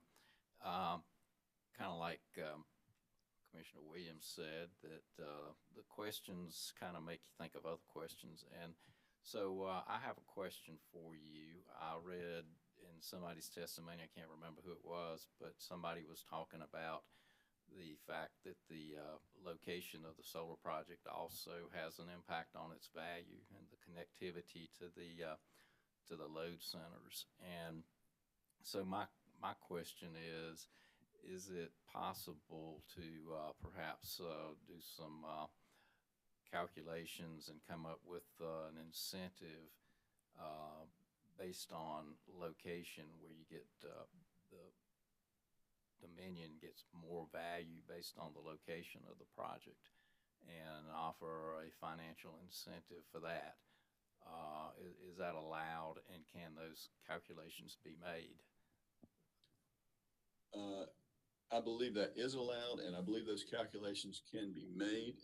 Part of that is the interconnection cost, and so and the land cost. And so to this point, all of the developers have preferred to put their plants where the land is cheap and out there where there's no load, and they have to get a study done to find out what the interconnection costs are, and so that factors into their equation. So a 75 megawatt solar farm would need around 500 acres of land. And so though we would like to have these solar farms right in the middle of Columbia and Charleston, obviously there's not 500 megawatts of space to put those solar, right into those big load centers. And so I think there is some ability for us to negotiate and help developers find places that have more value to the system. Whether there's enough value doing that to incent them to go where the land's more expensive and various things like that. I don't know how all of that works into their calculations. Okay, thank you. Appreciate that. That's all I have. Chairman Williams. Commissioner Caston. Oh, I tried to fight it, Mr. Neely. I really did. Can you hear me okay? Yes, sir, I can. What I think I've kind of heard repeatedly, or in different form perhaps, and I know from Mr. Henslick, I think he was talking about the reliability or the magnitude of the reliability is expected to continue to increase as the amount of solar generation increases. And hearing your responses to Chairman Williams, and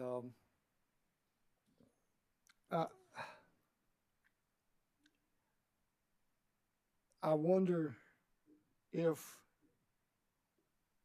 saturation has been met, and what does that mean if it has?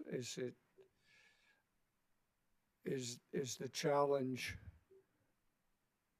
going to be, okay, has it exceeded the value, and until there is adequate storage, it either doesn't make good economic sense for the developer, or it doesn't make sense from the utilities perspective as far as the reserve capacity needed to account for the addition. Did that make sense at all? Yes. So when I think about that topic, I think of two things, and you really addressed both of them. Reliability. Do we have so much QF solar must take that we can't reliably operate the system? So that would be one thought about that. And I don't think we're there. Have we? And the other one would be economics. Do we have so much solar QF must take that the value is less than the cost? And I think there's a good chance that we're there because of the reaction to the avoided cost at the last avoided cost hearing.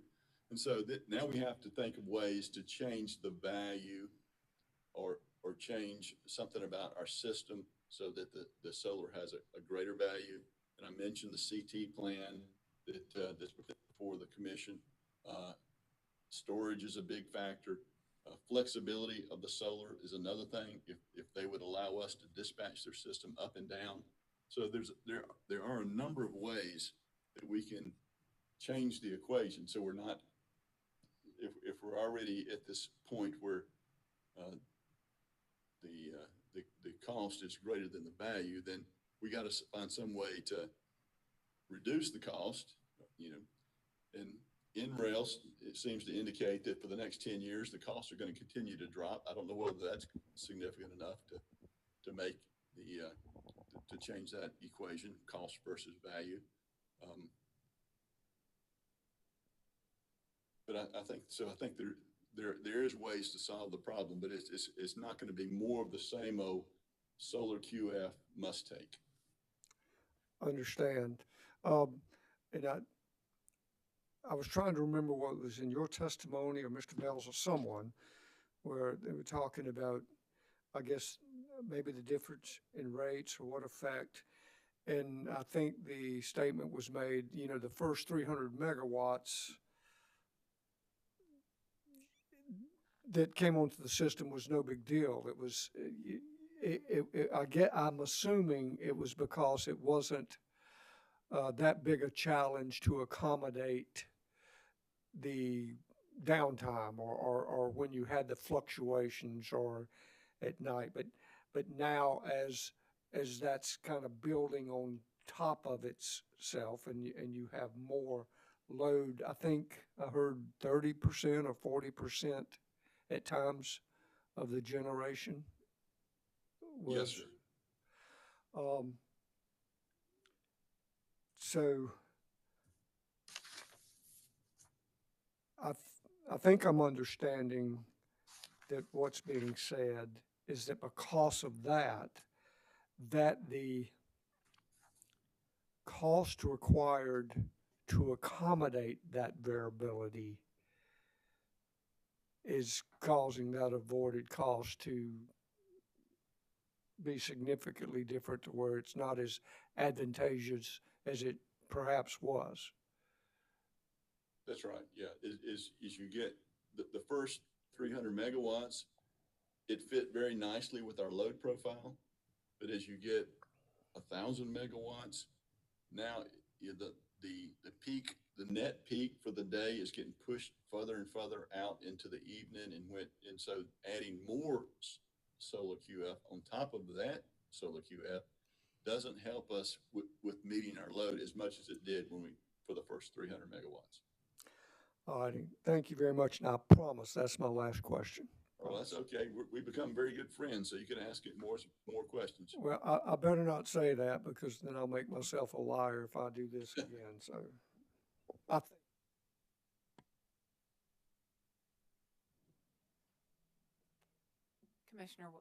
Chairman Williams. Yes, ma'am. Commissioner Williams. Thank you, sir. Mr. Neely, you just said net peak is getting pushed farther out in the day. Could you explain that to me? Yeah, I'm sorry that I probably said that, but it's because it's kind of hard to imagine. But think about if our peak is at noon, and it's not. But just think about if our peak load was at noon, and solar, it peaks at noon. So that'd be a great match with our load profile. If we had a load profile that peaked at noon, solar gets its maximum capacity at noon. So that'd be good. So, but as we add more solar on top of that, now the net peak, while the system might be peaking at noon, the net peak is later in the day because if you take the actual load and you subtract off the solar, that's your net peak or your net load. And so you end up pushing the, what is the net peak into the hours where solar is not generating because you've got so much solar that it's already, it's done everything it can to help you meet your peak. I guess if I had a whiteboard or something like that, maybe I could draw a picture, but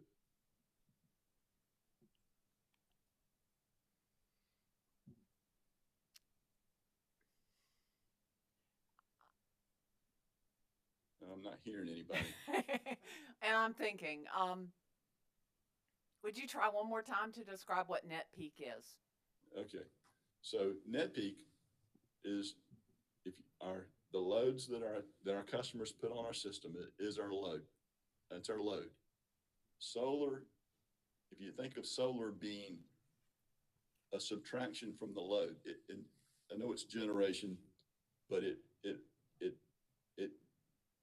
the amount of the load that the rest of our system has to dispatch to meet gets reduced by whatever solar puts on the system in those hours. Mm-hmm. So, and solar QF Mustang can only put generation on our system in those daylight hours when it's generating. And so you subtract the load, take the load and subtract the solar, and you're left with the net peak. And so as you add more and more solar, it's reducing those peak hours during the solar generating hours. And so you're left with peak hours outside of the solar generating hours.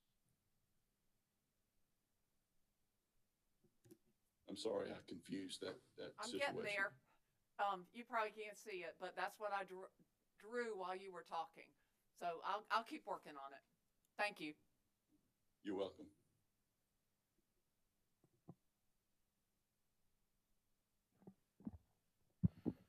Redirect.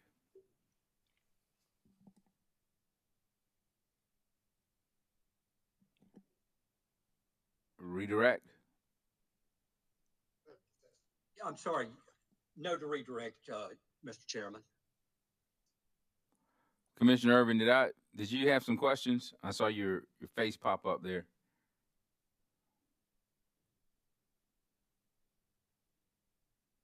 Commissioner Irvin, I think you may be muted, sir.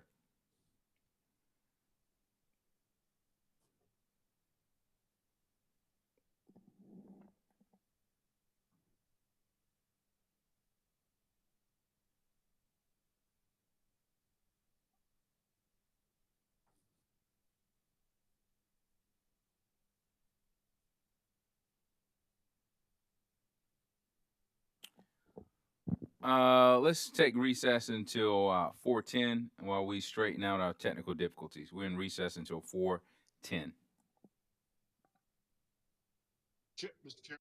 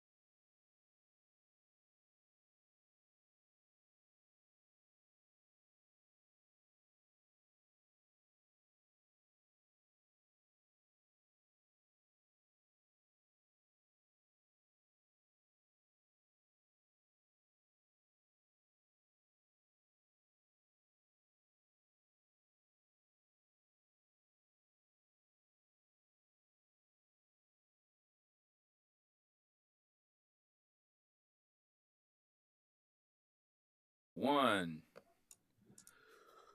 Good afternoon, ladies and gentlemen. We're back at the Public Service Commission of South Carolina in docket number 2021-88E.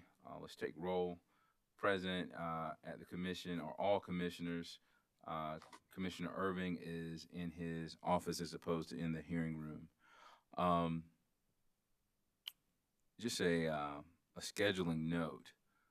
My goal is to finish this evening no later than 6 o'clock. We may leave a little earlier than that, depending on where we end with the next witness. Tomorrow we're going to start at 9 a.m. and the plan is to end no later than 3 p.m. tomorrow. On Monday we'll start at 9 a.m. and go through 6. That will be the daily schedule for Monday, Tuesday, Thursday, and Friday. And then on Wednesday, we'll start at 1 and go through 6 o'clock. All right, Commissioner Urban, we did not hear you, sir. I think you had a question. Yes, sir. I have just a brief follow-up for the witness. All right, go right ahead. Thank you, sir. Let me close my door so we don't have any background noise.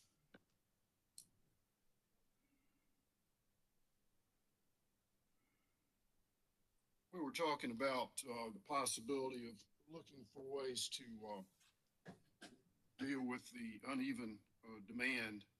And I just wanted to get a plug in, Mr. Neely, for time of use rates. Is that something that is being considered in the long-term plans to try to incentivize consumers, ratepayers to use their home appliances, outside of the peak period? Well, we already have some time of use rates, but I don't think they're well subscribed to. That's probably a good question. I guess I'm thinking about who's on the panel. Witness Rooks might be able to help you with that. He works in the rates department. Yes, sir. I'd like for us to look at that as one solution, because I know Duke has recently adopted time of use rates, and I think if it's well publicized through mailings and public service announcements, it can make a big difference not only for the company and trying to smooth out its demand, but also for the ratepayers who can reduce their bills. Would you agree? I have no idea. I've never studied time of use rates, so I'm not sure how that would work, but that's certainly something that we have, and it could be improved on. Thank you, sir. That's all the questions I have, Mr. Chairman. All right, redirect.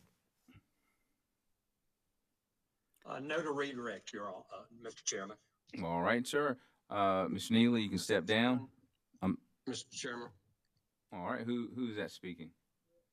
This is Richard Witt for SECIBA. Yes, sir. We have concerns about both of our witnesses that I wanted to run by you, Mr. Chairman. Witness Levitas has a family commitment starting in just a few minutes. It's not likely he'd be called, but we'd like for him to be officially excused for this afternoon for that family commitment. And then we have a concern for Witness Burgess. Witness Levitas is excused for today. All right, thank you, Mr. Chairman. And Witness Burgess has a family commitment between 1 and 2 p.m. tomorrow. So we'd like protection just for that 1 hour period Eastern time tomorrow. Granted. Thank you, Mr. Chairman. No problem, sir. Thank you.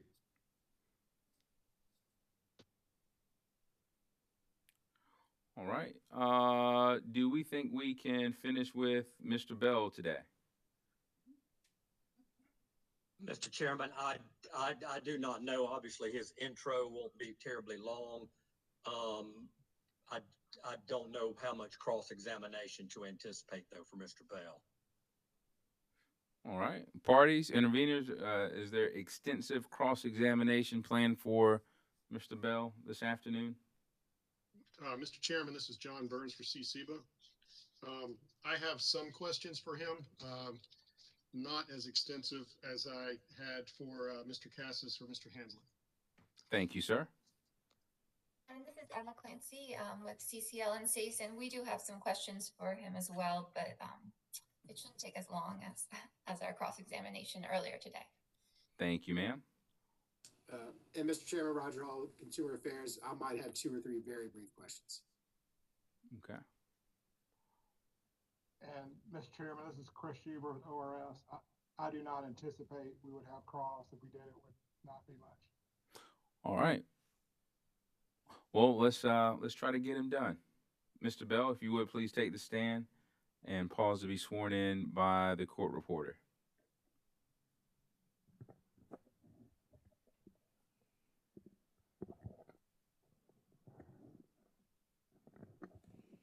Raise your right hand, please. Do you solemnly affirm that the testimony you're about to give will be the truth, the whole truth, and nothing but the truth? I do. Thank you, sir. Good afternoon, Mr. Bell. Please state your name for the record. Eric H. Bell, And by whom are you employed and in what capacity? Dominion Energy Services as the manager of electric market operations for Dominion Energy South Carolina.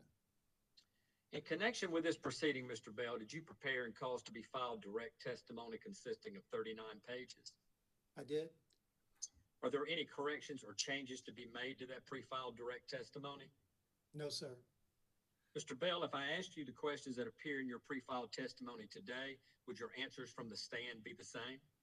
Yes, they would. Mr. Chairman, I would move the pre-filed direct testimony of Mr. Bell into the record as if given orally from the stand. The pre-filed direct testimony of Mr. Bell is entered into the record as if given orally from the stand. Thank you, Mr. Chairman. Are there any exhibits attached to your pre-filed direct testimony, Mr. Bell? No, sir. Mr. Bell, have you prepared a summary of your pre-filed direct testimony? I have. Please deliver that at this time. Good afternoon, Chairman Williams and members of the commission. My name is Eric H. Bell, and I'm the manager of electric market operations for Dominion Energy South Carolina, DSC, or the company. In my direct testimony, I discuss the company's operational experience related to additional costs resulting from managing energy supplied by solar facilities interconnected with DES system. The Guidehouse Consulting Variable Integration Study, sponsored by company witness Peter David, application of the VIC in the PR1 solar and PR standard offer solar rates, and the time of production avoided cost schedules proposed for non-solar QFs, and the energy exemplar Plexus model used in the preparation of avoided costs submitted by DESC in this proceeding. Solar generation facilities produce electricity independently of customer demand. Excuse me, Mr. Bell. I hate to interrupt you, sir, but we barely can hear you in the hearing room. If possible, could you please speak up or increase your volume?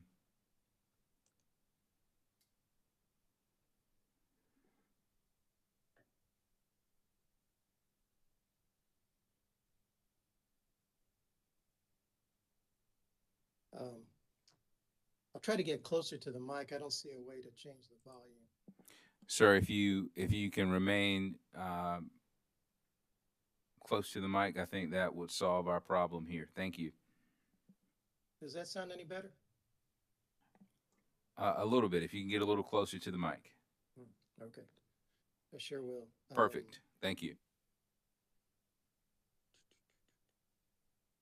On cloudy and low production days, the company's generating plants must deliver greater output to meet customer demand, considering this reduced contribution from solar, unplanned drops and increases due to varying output on a day that fluctuates between cloudy and partly cloudy may create changes in generation of hundreds of megawatts, increasing the balancing ramps required of dispatchable generators. The company has experienced a significant increase in solar generator interconnection interest over the last few years. By December 31 of 2020, approximately 1,003.4 megawatts of solar generation was interconnected to the DES system, including approximately 115.1 megawatts in customer scale generation and 888.3 megawatts in utility scale solar generation. The constant variability of solar generation due to clouds and other factors, as well as the wide discrepancy between solar generation forecasts and actual generation, create the need for additional reserves. The company has an obligation to balance generation to load and maintain reserves at all time. When territorial load exceeds forecast or non-dispatchable solar generation is not producing the expected level of electric generation, the company must ensure that other generation is producing power to meet load. Alternatively, if solar generation is relatively high, while the company's customer usage is low, coal and gas-fired baseload units will be operated at or near minimum loads, which is less efficient and more costly. In my direct testimony, I include 8 charts that illustrate the actual and varying levels of output from utility-scale solar generators on the company system on certain days in 2020 and 2021. This data was selected to emphasize different characteristics. It's important to see that the irregular production is common with sudden and even prolonged drops in solar output, depending in large part on weather patterns, which cannot be forecasted with a high degree of accuracy. The company engaged Guidehouse to calculate the VIC. Guidehouse calculated the VIC for certain existing contracts and additional solar that could be added to the DES system. Since solar generation is variable and not well forecasted, DES must carry more operational reserves and incurs higher costs due to this integration. Also, additional solar capacity carries with it a higher integration cost. The VICs calculated by Guidehouse validate and quantify this progression toward higher costs. Note that the company has offered a method for existing contracts to mitigate the VIC if it can be shown that volatility is reduced. The company also sees planned equipment replacements and proposals of fast start resources as a means to reduce the VIC in future proceedings. DESC has established a time of production schedule for most non-solar avoided cost rates, but the time of production schedule is not appropriate for use with solar-only generation. This is because, as explained above, solar generation is limited in dispatchability and flexibility and has a unique profile and subject to time of day restrictions. Finally, DESC has adopted Plexus, which is a purpose-built and state-of-the-art production cost model, including,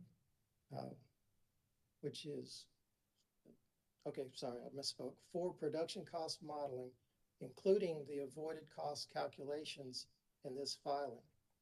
Plexus is a single platform for production cost modeling and resource optimization, which is used in retirement studies and integrated resource planning.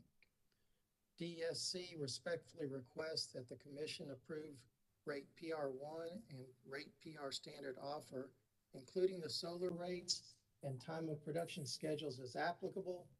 DESC also requests that the Commission approve the application of the VIC as part of the PR rate 1 solar and PR standard offer solar rates. This concludes the summary of my direct testimony. Thank you very much, Mr. Bell. Did you also prepare in this case and cause to be filed rebuttal testimony consisting of 20 pages? I did. Are there any corrections or changes to be made to this rebuttal testimony? No, there's not. If I asked you the questions that appear in the rebuttal testimony today, would your answers from the stand be the same? Yes, they would. Mr. Chairman, I would move into the record as if given orally from the stand the pre-filed rebuttal testimony of Mr. Bell.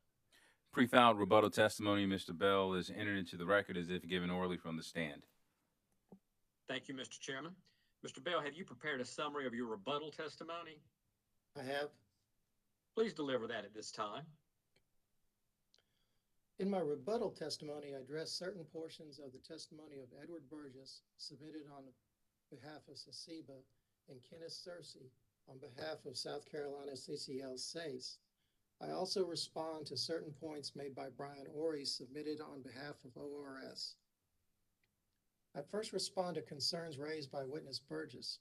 First, witness Burgess's characterization of the Guidehouse study as grossly inaccurate is not true. The information provided by DESC and used by Guidehouse for the ProMod production cost modeling and the benchmarking showed that the modeled operation is consistent with the company's historical practices. However, given the substantial increase in the amount of solar QFs on the DESC system, it is necessary to make projections and estimates to evaluate the impact of additional solar on system reliability. The Guidehouse study identifies that DESC needs operational reserve levels that are higher than DESC has historically maintained for daily operations. The company is evaluating Guidehouse's analysis and may increase the additional reserves for solar required for real-time operations and daily dispatch planning. Nor is witness Burgess correct when he asserts that the variable integration charge should be based on actual costs as determined from historical data. Accurately identifying the VIC on historical data is not reasonable or practical. Instead, as I explained, the Commission should rely on production cost modeling and simulations to assess the VIC. Witness Burgess also suggests that DESC data about operating reserve history prove that the VIC is not needed. However, this assertion is not correct, and it is a normal outcome of reliability-constrained economic unit commitment to have reserves that are higher than the minimum. In fact, the reserve requirement by its very nature is a minimum requirement, and actual reserves will almost always be higher. Witness Burgess's proposal to use 1 hour solar forecasts will also not reduce the VIC. Frequent forecasting may increase accuracy in the short term, but does not create additional firm capability that is needed to maintain reserves. Furthermore, accurate 1 hour forecasting does not reduce the costs incurred when planning and commitment occurs hours ahead of the contingency. Any reduction in reserve costs due to the 1 hour forecast is minimal due to the type of resources on the DESC system and the high level of intermittent resources. The most beneficial improvement in forecasting is day-ahead accuracy. Day-ahead accuracy is a known challenge for the weather forecasting industry and will only improve as weather technologies improve over upcoming decades and will not alleviate the VIC costs now.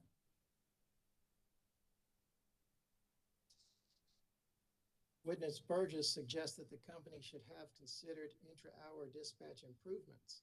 It is true that DESC has requested approval for the combustion turbine replacement plan and Southeast Energy Exchange Market, which should both improve efficiency and responsive inter-hour resources.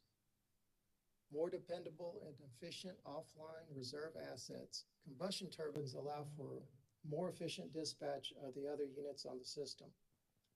Neither of these proposals have been approved, and thus these proposals should not be assumed in the development of this avoided cost.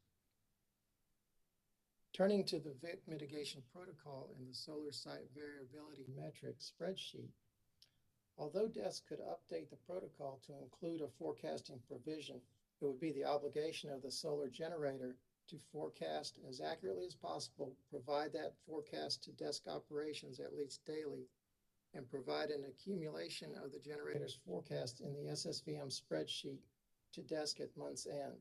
In any event, VIC mitigation is a weather forecast problem and a solar technology problem, not a spreadsheet problem. Only an effective drop mitigation plan, a physical or operational change site by site, can alleviate the VIC and improve the SSVM calculation. Even changing the SSVM criteria to be in absolute megawatts instead of a percentage, as Witness Burgess suggests, is not a substitute for an actual mitigation plan. The SSVM spreadsheet is numerically fair and operationally practical in its evaluation of the generator output.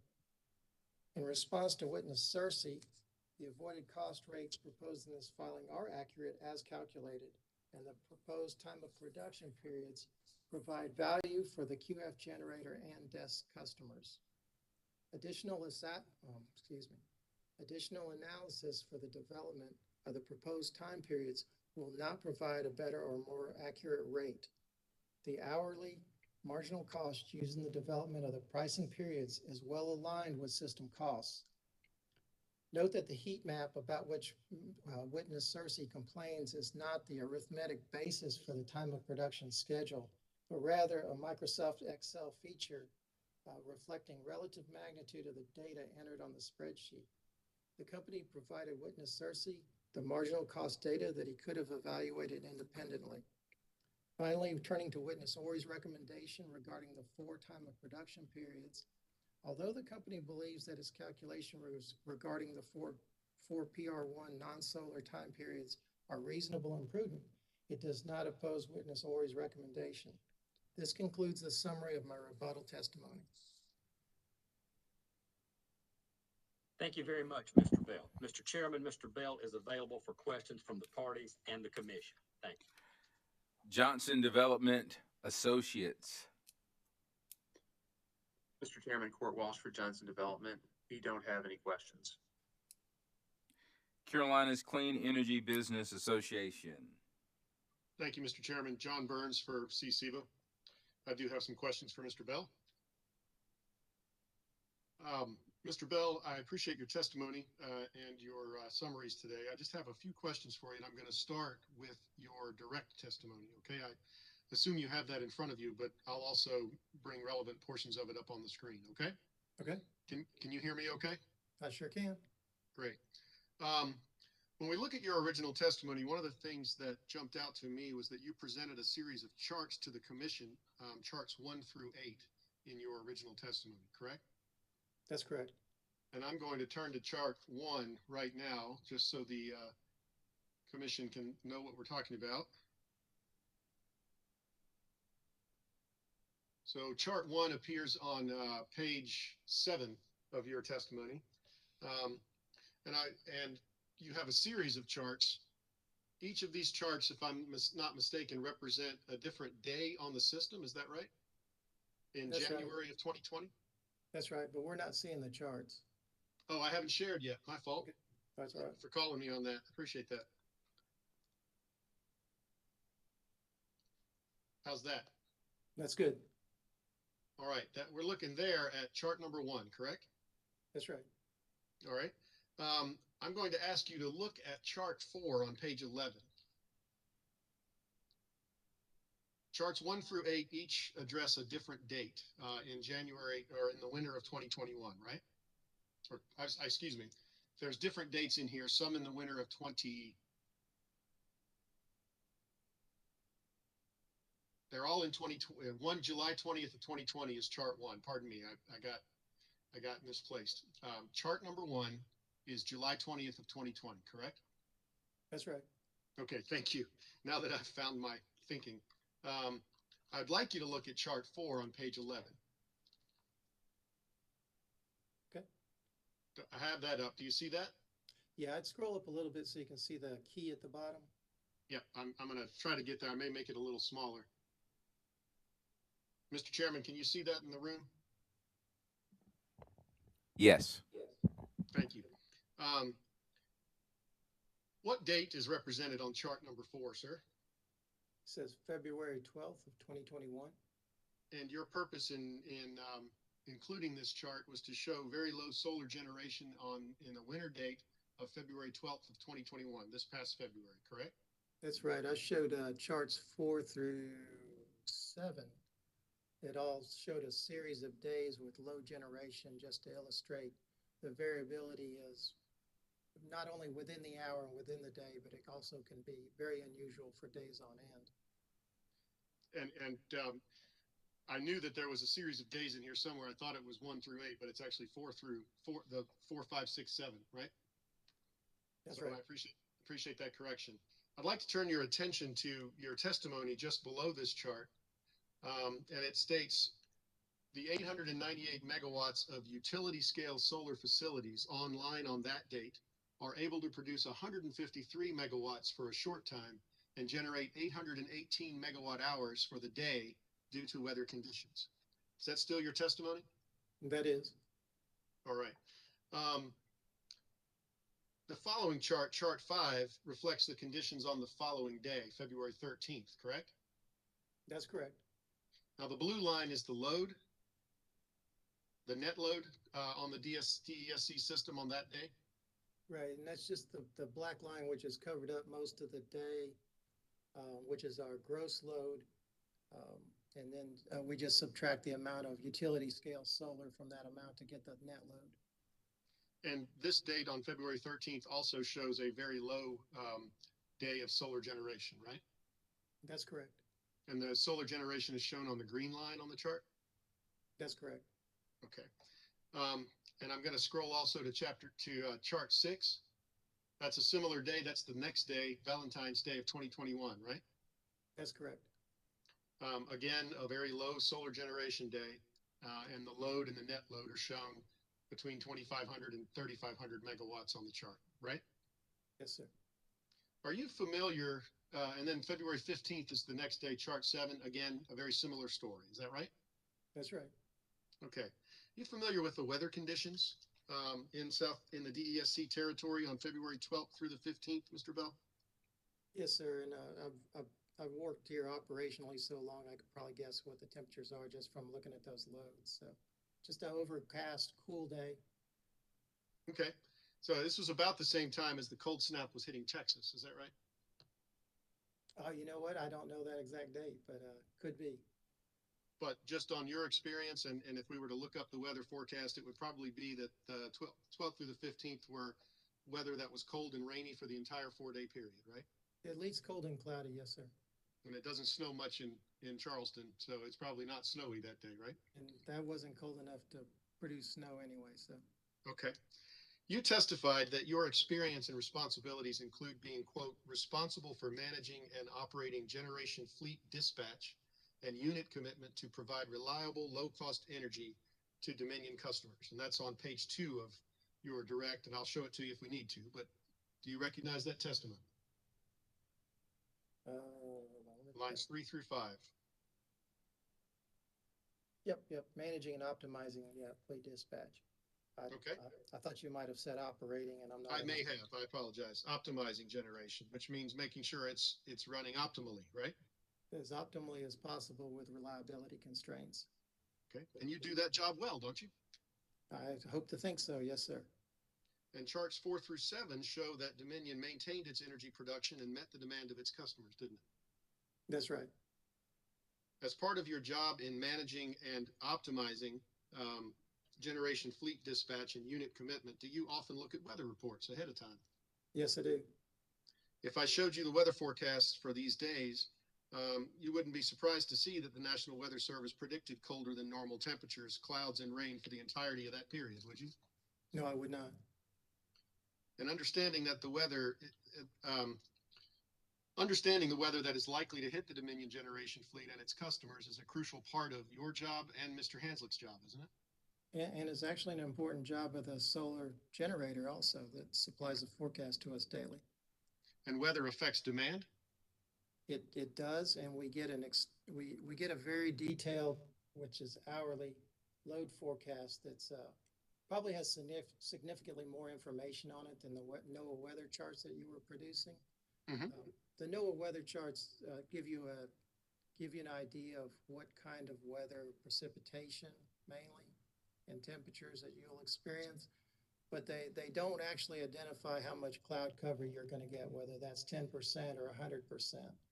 And the weather forecasts that we receive daily, twice daily, they actually have something on there called GHI, which is irradiance being forecasted.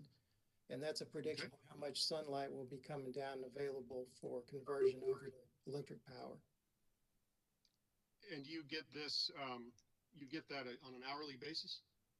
No, we get it twice daily, and it has hourly values for 14 days of forecast. And that's one of the inputs we use for our utility scale solar forecasts. And so really, if you have 100% cloud cover and it is not forecasted, you're going to have a mismatch between the solar forecast, or which we also term the solar schedule sometimes, and the actual solar. And the opposite is true too. If you forecast very few clouds, but you get more, or you get more at different times of day, And that, all I'm saying is that's a much more explicit forecast than the NOAA Weather Service page that you were showing. All right, and NOAA Weather Service does have sky cover percentages. Is that about the same thing as you're talking about, or is it a different measure? I think GHI is much more complicated. That sky cover is very subjective, and used to be, and I'll go on what it used to be, is someone would take an observation, and some people might call one set, you know, what they might see might look like 50% cloud cover to somebody else, might be 25%. GHI is much more scientific in that it uses the angle of the sun, the time of the day, the time of the year, what kind of cloud cover it is, whether it's hazy or, you know, large clouds. But what they still can't predict is the thunderstorm clouds and the exact timing of fronts and those upper level changes that could produce clouds that are not necessarily forecasted. Understood. But on a days like the days that are represented on charts 1 through 4, and the other charts in your direct testimony represent a weather system that was going to bring 4 or 5 days of cloudy skies, rain, and colder temperatures to your territory, correct? If you're talking about 4 through 7, those probably were predicted within a weather system. Sorry, 4 through 7, yes. Yep, but I would put a large sum of money on the fact that they did not predict 100% cloud cover for 4 days in a row, or at least 4 days during the daylight hours. The operating reserves maintained by Dominion were sufficient on those dates to meet the demand, even with the decline in solar production due to the weather. They were. And it's fair to say that no additional reserves were needed during that 4-day period of drastic loss of production in the solar fleet. Correct? The very small amounts, that's correct. And you testify on page 15 of your testimony at line 8, which is the next page,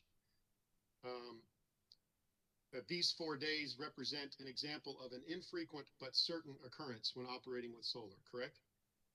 Yeah, and that's kind of maybe a poorly worded sentence, but what it means is that you have instances like this where you have extremely low solar production. You may have that on average once a year, but it happens, you know, twice a year sometimes and no times a year other, but it probably averages once a year, and there is certainty that you will come across a day like this, you know, within a year or two. Let me look as an aside at chart number 8. And your testimony, in your direct testimony, is that this is a bright, fairly sunny spring day, right? Or late winter day, right? March 13th of 2021? March 13th, yep, spring day. Looks like it's still nope, it's probably just a mild day. Very, very mild day. All right. I direct your attention to this chart because I just want to ask you, are the green line that indicates solar production and the blue line that indicates net load and the black line that indicates load are all on the same scale on this map, on this chart, aren't they? They are on the same scale, that's correct. And the lines across the chart are indicating 500 megawatt increments, correct? That's correct. And on this chart, you've got the load map, both net load and total load.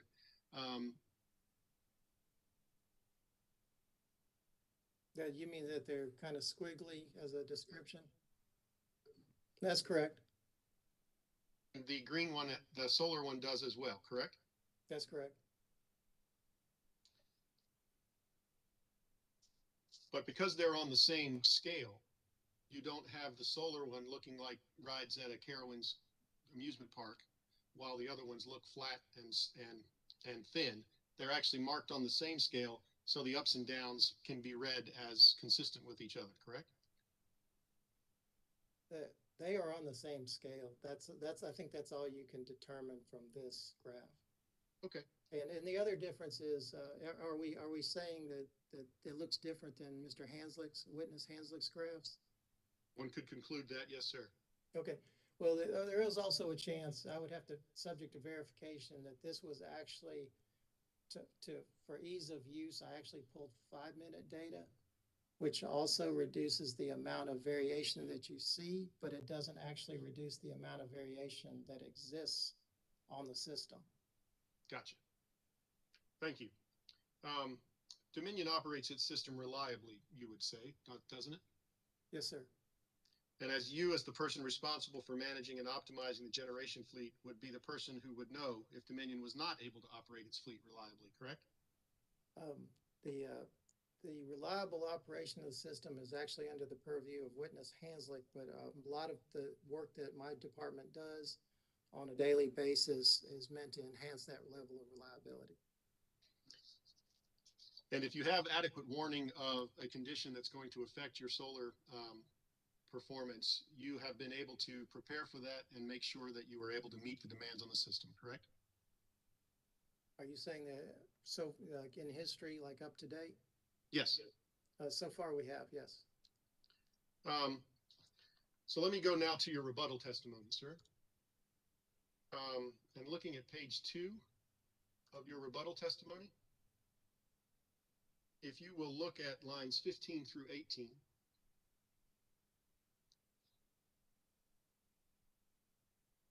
Nope, I'll just look at them there. Okay. You got it? I've got it called up if you can read it. Okay. Lines 15 through 18, and I'll go ahead and mark it so you can see it.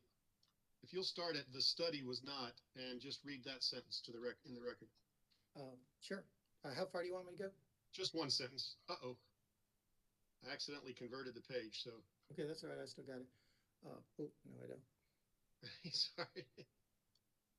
There we go. For some reason, it converted the text, so have no idea why it did that, but I think you can probably still see the text.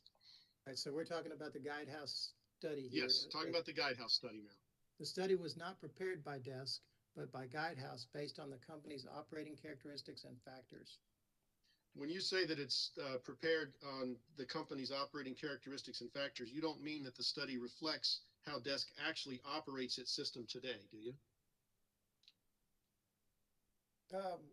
I'm just saying it's using the modeling data is based on the system itself. Well, later on in your testimony on page 3, oh, please don't do this, computer. John, are you trying for the technology award? I believe I have usurped you, Mitch. I apologize. Let me get down a little further here. Page 3, lines 14 through 19. You state in your rebuttal that the Guidehouse study uses assumptions for operating reserves that are higher than those actually used by DESC, don't you? So one of the statements refers to when they were developing their study and their modeling, that they benchmarked the way the model runs to actual historical data. So they backcasted to make sure that it at least was at the right starting point, and which is a good practice. And then because we were analyzing the VIC, because they were analyzing the probability and the system, modeling the system in a forward-looking manner, you have to go with projections from that time out. So it's based on assumptions that Guidehouse makes as part of its study. And I mean, whether you call them assumptions or inputs, all studies have assumptions and inputs, and we support their assumptions and inputs. Well, you state you support it, but in your rebuttal testimony, you say on line 18 that DESC is evaluating these study results to determine the level of additional reserves necessary to provide adequate levels of reliability, correct?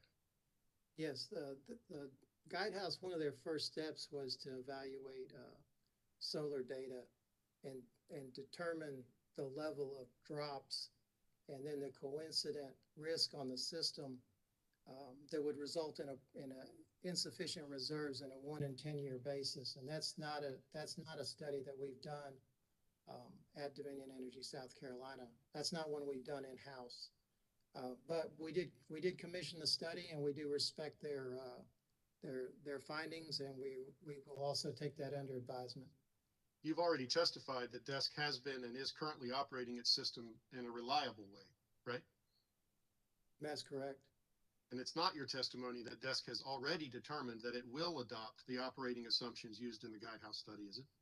We have not yet adopted them, and they are so we have actual operators that sit at desk watch the system, adjust generation levels, maintain reserves, and there. I would say that we would not hand them a chart of reserve levels that vary by month and vary by tranches of solar. We would probably evaluate the findings and find a practical but useful and more reliable thumb rule. All right. Looking at page, this same page, but further up, when you testified on page 9 and 10,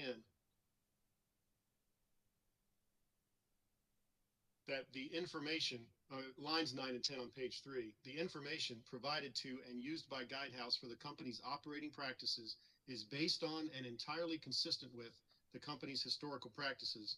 That's not actually accurate, is it? That sounds accurate to me. But you didn't, the Guidehouse did not base its study on DESC's historical practices. It based it on forward-looking assumptions made by the Guidehouse, by Mr. David. But the statement just says that the information provided and used by Guidehouse by the company was accurate. It doesn't, I mean, I support that they had to use assumptions going forward, which included Resource Plan 8, load forecast, gas forecast, but the information provided by DESC on historical operations was accurate. Mr. David says that in his testimony, and I'll pull it up for just a second, in just a second. Let me share the screen with you.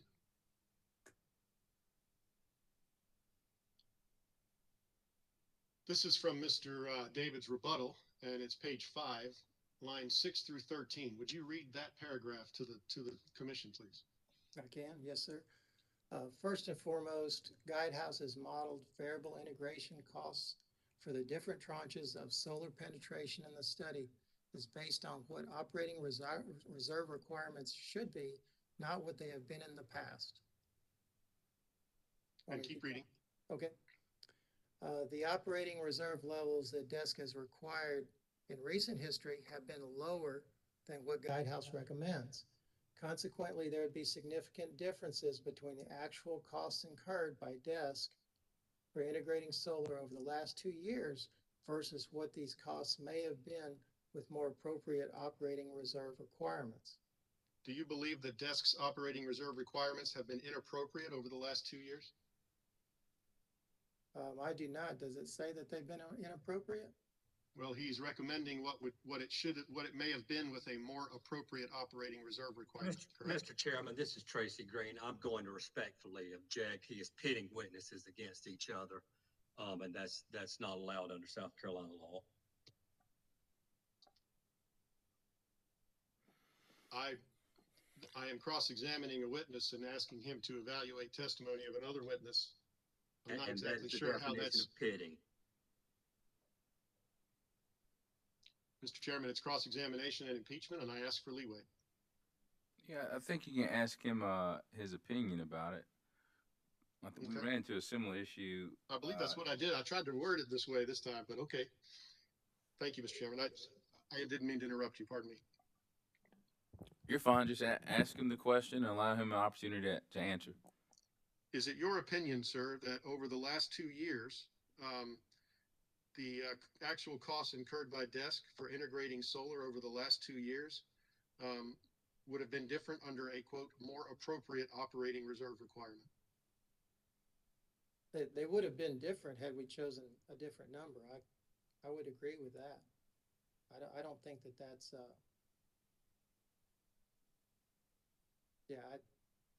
I don't see any problem with the fact that we used 40% reserves over the last 2 years, and witness David is recommending higher level of reserves. Do you agree, or is it your opinion that the reserve levels being used by DESC over the last 2 years, the 40%, were appropriate for the operating conditions at the time?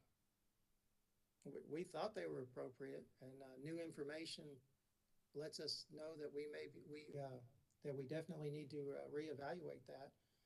And just recalling witness Hanslick's testimony over the last couple days, that I'm sensing that he's in favor of raising that requirement to 50 or 60% based on the level of drops that he's seen with these higher levels of generation. We didn't see, we saw high percentage drops before, but it wasn't as large a part of the system resources as we're seeing now. And as they get larger and larger, it gets much harder to cover them and operate and increase. It has to increase operating costs. Thank you. And again, Mr. Bell, I'm not asking you here to comment on the truthfulness of Mr. David's testimony. I'm asking if you share the opinion expressed in his testimony. Do you understand that? I only share the opinion that with his findings on his study of drops, that we maybe, I say we will evaluate his recommendation for higher levels of reserves. And we're actually seeing actual evidence supporting that. So, okay. Looking at your rebuttal testimony again on page 4, you testified in lines 4 to 11 that the VIC should not be based on the actual cost of integrating solar on the desk system in the past. Is that right? yeah, that's right. And when we saw this, I guess we'll call it a complaint, more a recommendation to use actual costs over in the past. Fuel costs are hundreds of millions of dollars a year. They come from many, many different types of generators: nuclear fuel, coal, natural gas, fuel from turbines, purchase power. It would be impossible to get an accurate number of what part of this was due to increased reserves on the reserve constrained days, because we're not talking about reserves every day because they're not constrained every day. But trying to determine that, in my opinion, would be much less accurate than basing it on a study. You further testified, well, you testified that the costs are not easily distinguishable from other costs embedded in fuel and operating costs. Was that the point of your testimony? Then that might be too gentle. It might be actually impossible to distinguish those costs in the body of data that's the fuel account. The fuel account's constantly being trued up every month. So. And on page 5, lines 4 and 5, you state, in conclusion, accurately identifying the VIC in historical data is not practical, right? And I stand by that. And it's not only not practical, it's not useful going forward for, we're here to accurately calculate and propose avoided costs for the next tranche of solar and non-solar. And the historical data is actually not appropriate for the next tranche of solar. Well, section 58-41-20B3 of the South Carolina statutes, which several witnesses have reviewed, requires that each electrical utility's avoided cost methodology fairly account for costs avoided by the electrical utility or incurred by the electrical utility, correct? Yeah, that's the is requirement. Correct, but that doesn't say anything about using historical fuel data to derive those costs. But your testimony is that the actual historical cost for integrating solar on the desk system is not readily distinguishable from other costs and therefore not appropriately considered. Is that right? No, I didn't say that. I said that it's hard to distinguish it from the other costs, and identifying it in historical terms would be impractical. Well, let me look real quickly at I'm going to stop sharing so I can pull up the right one. Turn your attention to Cross Exhibit 13, which is order number 2020-244 from this commission, and I'll share now.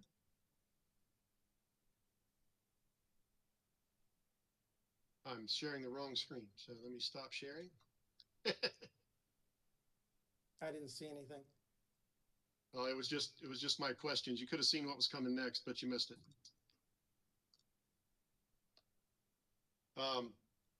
This is order number 2020-244, March 24th of 2020 of this commission. This is related to DESC's last avoided cost hearing. And I ask you to look at page 6 of this order. Is this the final order from? Yes, it is. I'll Okay. represent to you. Yes, it is. Okay, thank you. 20, go ahead. No, I just said thank you. Okay. Page 6, lines 3 through 5.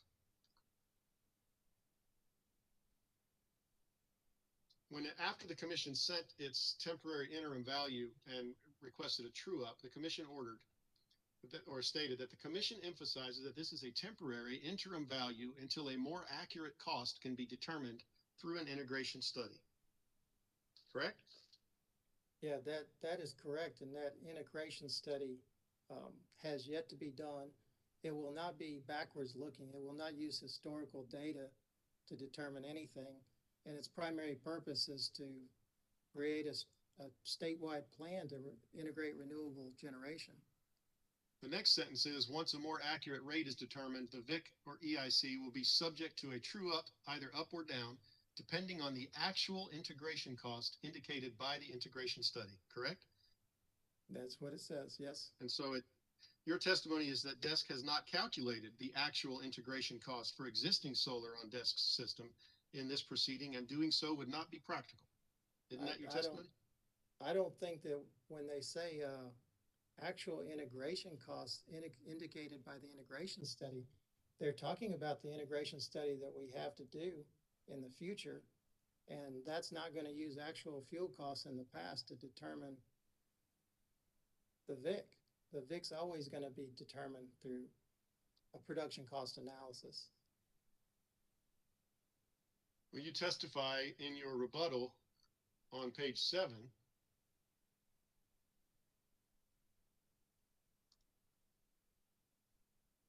this is page 7 of your rebuttal testimony. On line 2, all of the factors are interacting in a way that is too complex to make the simple statement that witness Burgess is relying upon as the basis of his argument, which is why a study using projections is essential and why his casual observation of the historical data is not a reasonable or reliable substitute. Is it your testimony, sir, based upon that statement, that there is no way to use actual costs of a system operating with solar to understand the costs of operating that system? That is not what I said. It is my testimony that it is impossible to use that data to accurately determine the VIC historically. And then witness Burgess goes on to say that you shouldn't use a production cost simulation, but I dispute that because we use production cost simulations for almost every docket at this commission because it's the most accurate way to determine costs. I want to ask you briefly about something Mr. Neely said in a prior testimony. And again, I need to stop sharing and reshare when I pull it up. I don't want you to be confused by what I'm showing you.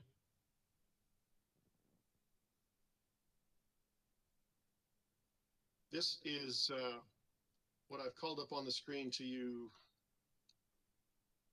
I did it again. It's late in the day, Mr. Bell. I apologize. It is. I agree with that.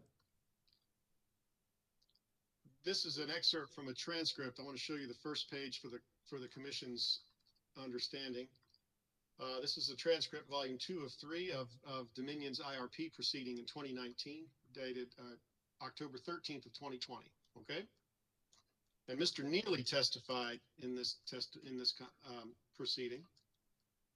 And I am going to show you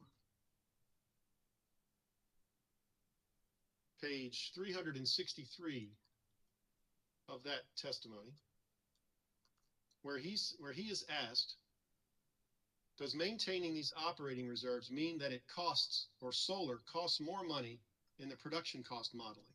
He says yes. He's then asked, do both the operating reserve requirements and the spinning reserve requirements add incrementally to the cost of running solar on the system in the model? And he responds, no, it's just the spinning reserves. And then he's asked, so the operating reserves don't cost any extra? And he says, it's because we have the reserves that are offline that you never run into that constraint. So it doesn't add any costs. He's then asked, okay, can you quantify the cost effect on a per megawatt hour basis of the spinning reserve requirement? And he says that he could, but it's confidential. Right? Do you agree? Did I read and represent that testimony as it was? I actually don't know the context of this. I mean, and I actually lost track early on, kind of a lot of scrolling, but I don't know if he's talking about, you know, what levels of solar were we talking about? Can we get back to the top? Well, he's asked whether the operating reserve requirements and the spinning reserve requirements add incrementally to the cost of running solar on the system. And he says no. In the model, he says no, it's just the spinning reserves. So the operating reserves do not add cost incrementally. Yeah, I know that's, you said this was Witness Neely? Witness Neely, yes, sir. Yeah, if he said this, I am pretty sure that this is after 2 VIC studies, this is not his opinion anymore. If this is in context. Okay. Well, let me ask you about this last sentence, this last statement he makes here. He's asked, not me, but he's asked, can you quantify the cost effect on a per megawatt hour basis of the spinning reserve requirement? And he says that he could. Do you disagree with Mr. Neely that DESC can calculate the incremental cost of megawatt hour basis of spinning reserve requirement? So more specifically, the additional reserve requirement due to QF solar, can we calculate that? Correct. I don't know if he could back in 2019 because we're using ProSim. I'm not really qualified on ProSim. But I would say that,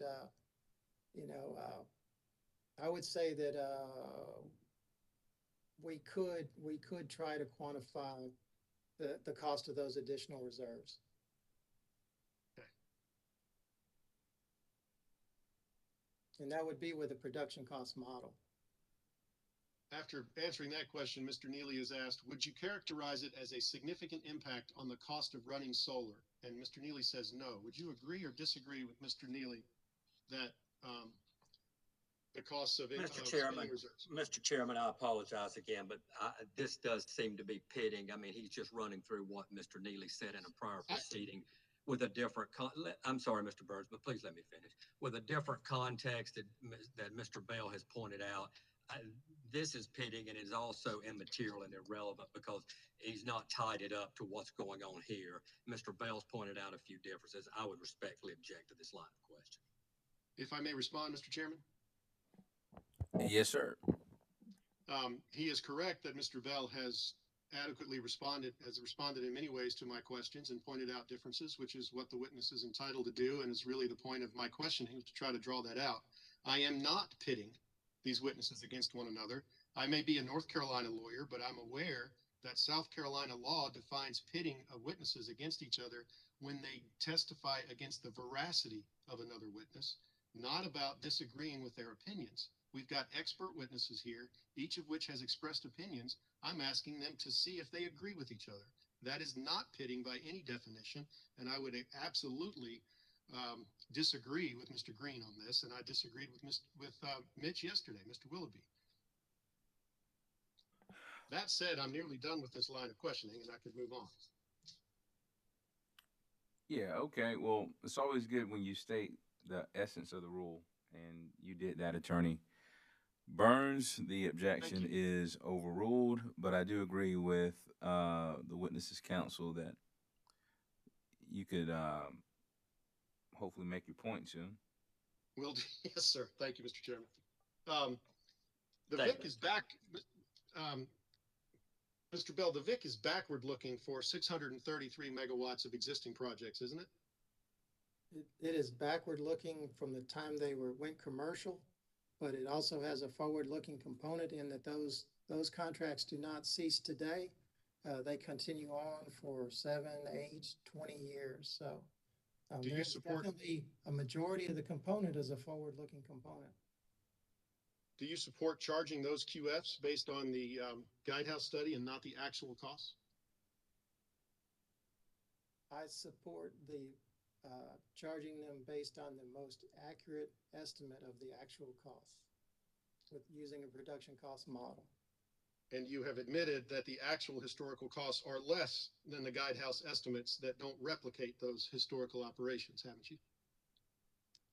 The only reason they are probably less is because there was not the full tranche online. Well, actually, that was taken into account. I support that they are accurate.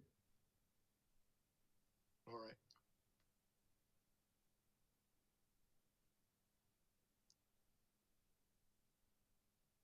Turning to other ways, different part of your testimony, sir. Thank you for that answer.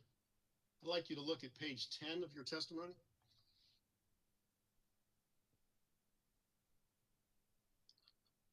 This is your rebuttal. My apologies. Okay. In this paragraph, you're discussing Mr. Burgess's suggestion that the company should have considered intra-hour dispatch improvements, such as a regional imbalance market, such as SEAM.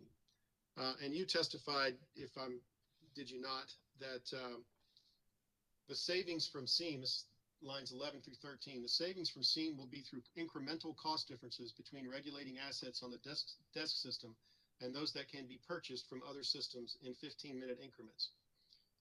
And just prior to that, you stated that SEAM provides non-firm resources, and purchases of those resources therefore will not increase reserves or assist in maintaining reliable and predictable contingency reserves. Is that your testimony? That's correct. Doesn't your expert in this case say that integration costs come from having to burn coal for energy instead of using gas, or instead of wheeling from SEAM? I don't recall him saying that exactly. Is that a paraphrase? Aren't the integration costs measured in the VIC study as the cost of spinning up your additional reserves to account for unpredicted declines in renewable generation? The basis of the VIC, which I'm just having trouble putting that together with this question. Well, there's a couple of questions here, but go ahead.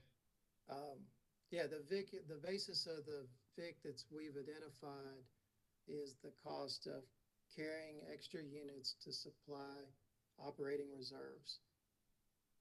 Now, I will admit that CCBA has its doubts about SEAM, and we've stated that publicly, but why wouldn't it at least be able to help provide cheaper energy than your fossil plants, your coal plants?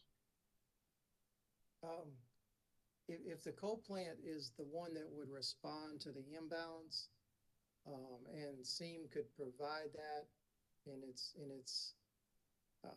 so it's an automated bid offer scheme that will allow you to use your forecast for imbalance and avoid a unit from ramping up, or if you have one that's ramped up that could save money on another system, it would deliver that energy.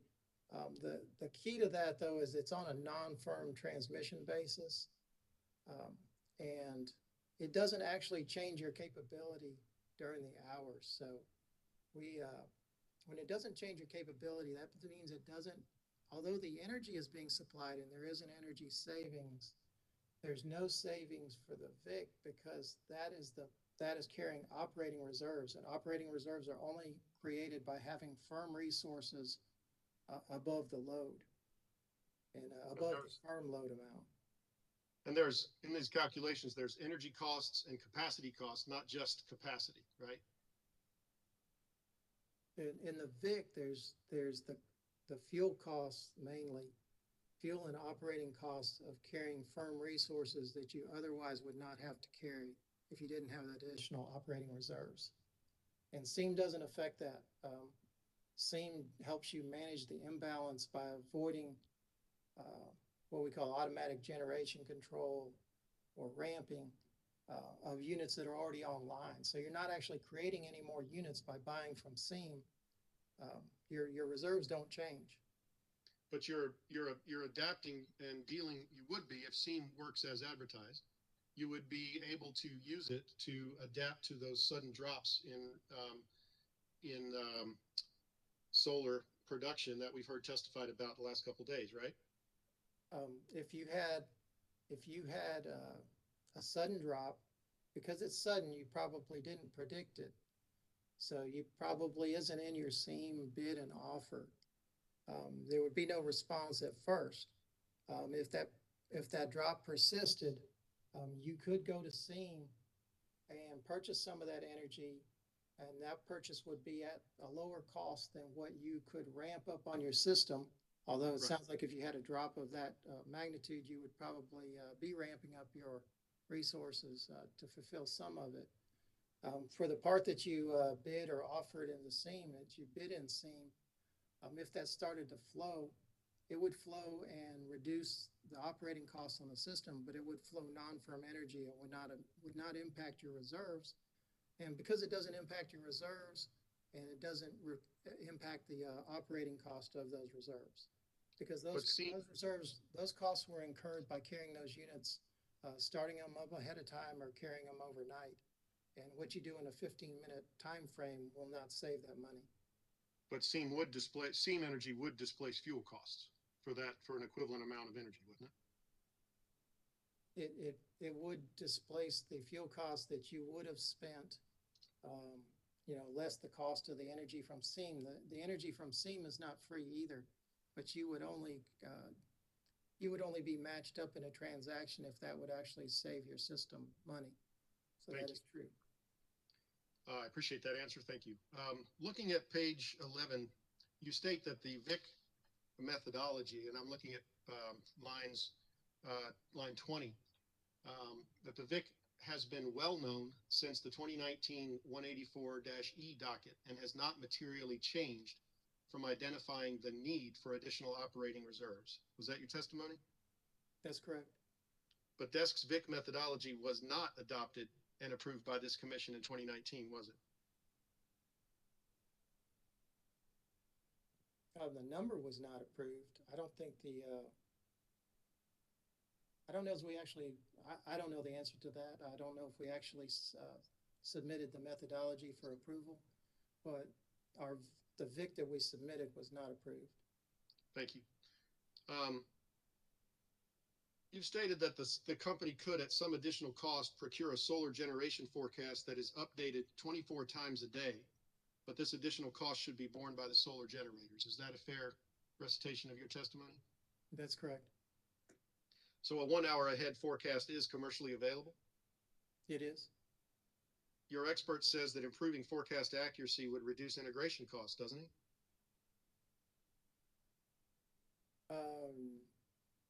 I would have to see the context of that, because we definitely have an agreement that we are in agreement rather that it depends on how far ahead that accuracy is gained. So there's many times when your next unit is a coal unit, you won't gain any more.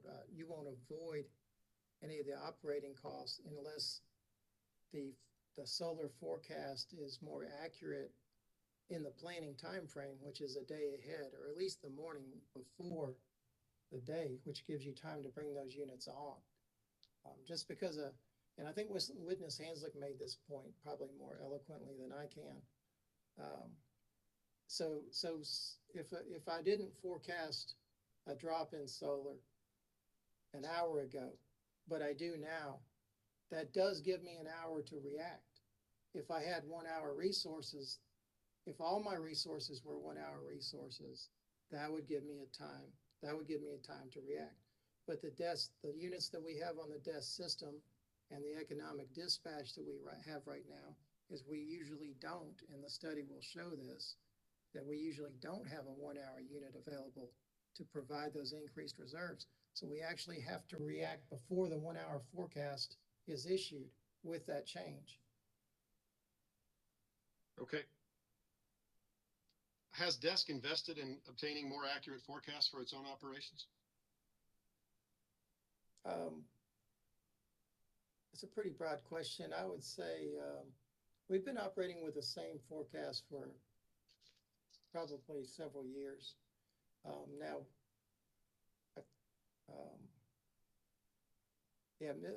there also is a forecast that Witness Hanslick has.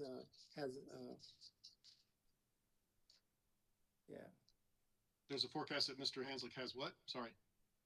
Yeah, I think there's we have an experimental forecast that we've been working on, but I haven't seen it, so. Okay.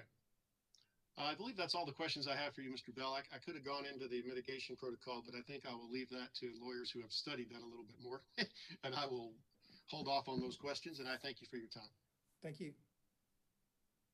Pine Gate Renewable LLC. No questions for this witness, Mr. Chairman. Thank you. South Carolina Coastal Conservation League, Southern Alliance for Clean Energy. Yes, Mr. Chairman, I do have some questions for this witness. So, Attorney Clancy, we're going to end the day at 6 o'clock today. You're welcome to go until then, but I just wanted to know if you wanted to wait until tomorrow, or do you think you can wrap it up in 30 minutes? I think I can make it. I think that should be fine. All right. Great, thank you. Mm-hmm. Good afternoon, Mr. Bell. My name's Emma Clancy, and I represent the South Carolina Coastal Conservation League and the Southern Alliance for Clean Energy. Can you hear me all right? I sure can, thank you. Excellent.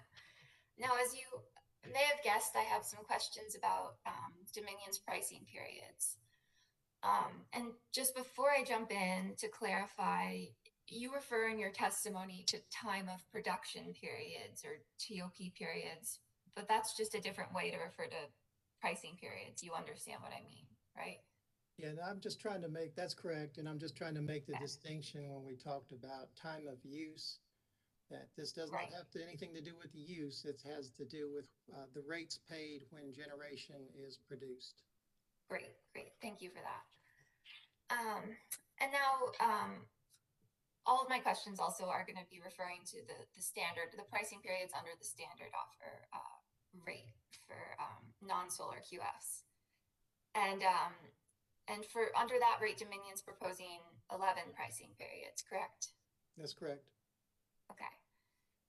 And in your direct testimony, you explain that those pricing periods and associated avoided cost values are aligned with when energy is most valuable to the company, to the system. Is that correct? That's correct, based on the same study that produced the avoided costs that we're filing, or that we have filed. We use the marginal costs in that to observe what the times a day that what the costs are at different times a day on the system, and develop these using those averages. Right. So in other words, the goal of pricing periods is to ensure that a QF producing during what that evaluation showed to be periods of time when energy is most valuable to the system will receive greater compensation than QFs producing during energy during less valuable times. Is that right? I don't think it's focused on what one QF versus another QF. It's just that it recognizes when the avoided cost rate paid will reflect the costs on the system. Right. So it aligns the compensation that a generator might receive with the value of that energy to the system. And it makes sure it's aligned with system costs.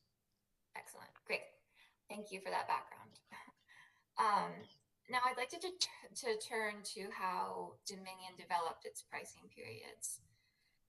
And just to start, I think you just mentioned this, but the pricing periods were developed based on an analysis of hourly marginal costs to the utility, correct? That's correct. Okay. And the company then put those hourly marginal costs into a 12 by 24 matrix for each month and each hour of the day. Is that correct? That is correct. Okay. Yeah, that's correct. Great. And the company then used, you discussed this in your rebuttal testimony, used a tool in Excel called conditional formatting to apply a color spectrum to those values in the 12 by 24 matrix, correct? Yeah, that comment was in response to witness Cersei's complaint that those did not accurately reflect the actual costs in those grids My comment wasn't meant to say that we based our calculations on those colors. It just noted that there were in fact, there was in fact a heat map applied to one. We actually ran the model 5 times with 5 different random seeds to provide, you know, a more accurate solution by running forced. It actually runs forced outages in the production cost model differently for every seed, applies them differently, and by running 5 of them, you take out a lot of the volatility that you might see in a single run, and you get a better number using the average of those 5. The heat map was only applied to just kind of as an example. I mean, it wasn't really used to make the calculation. It helped, definitely helped guide the time of day that the curve was higher in one time of day than the other.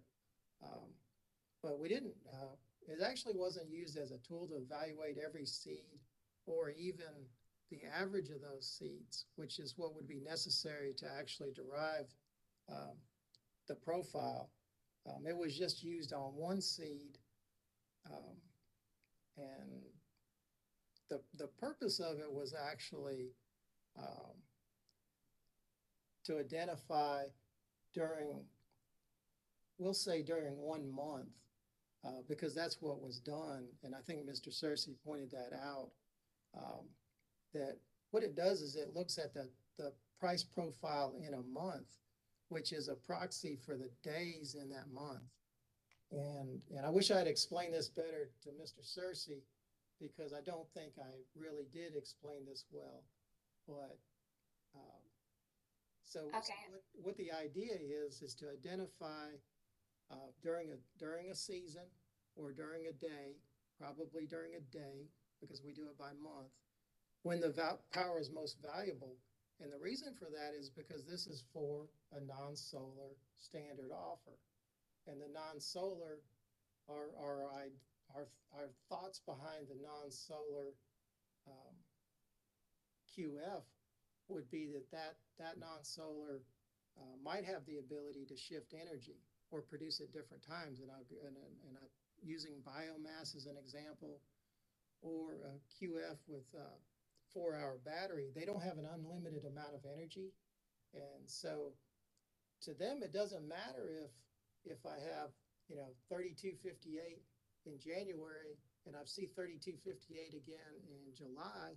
I can't shift that energy to July. I can only shift it to one of the hours in my day in January. Okay. So it's just particular to a month. Okay, that's good to know, and thank you for all of that. I think my question was a little simpler. I do have some questions about this month by month approach that Dominion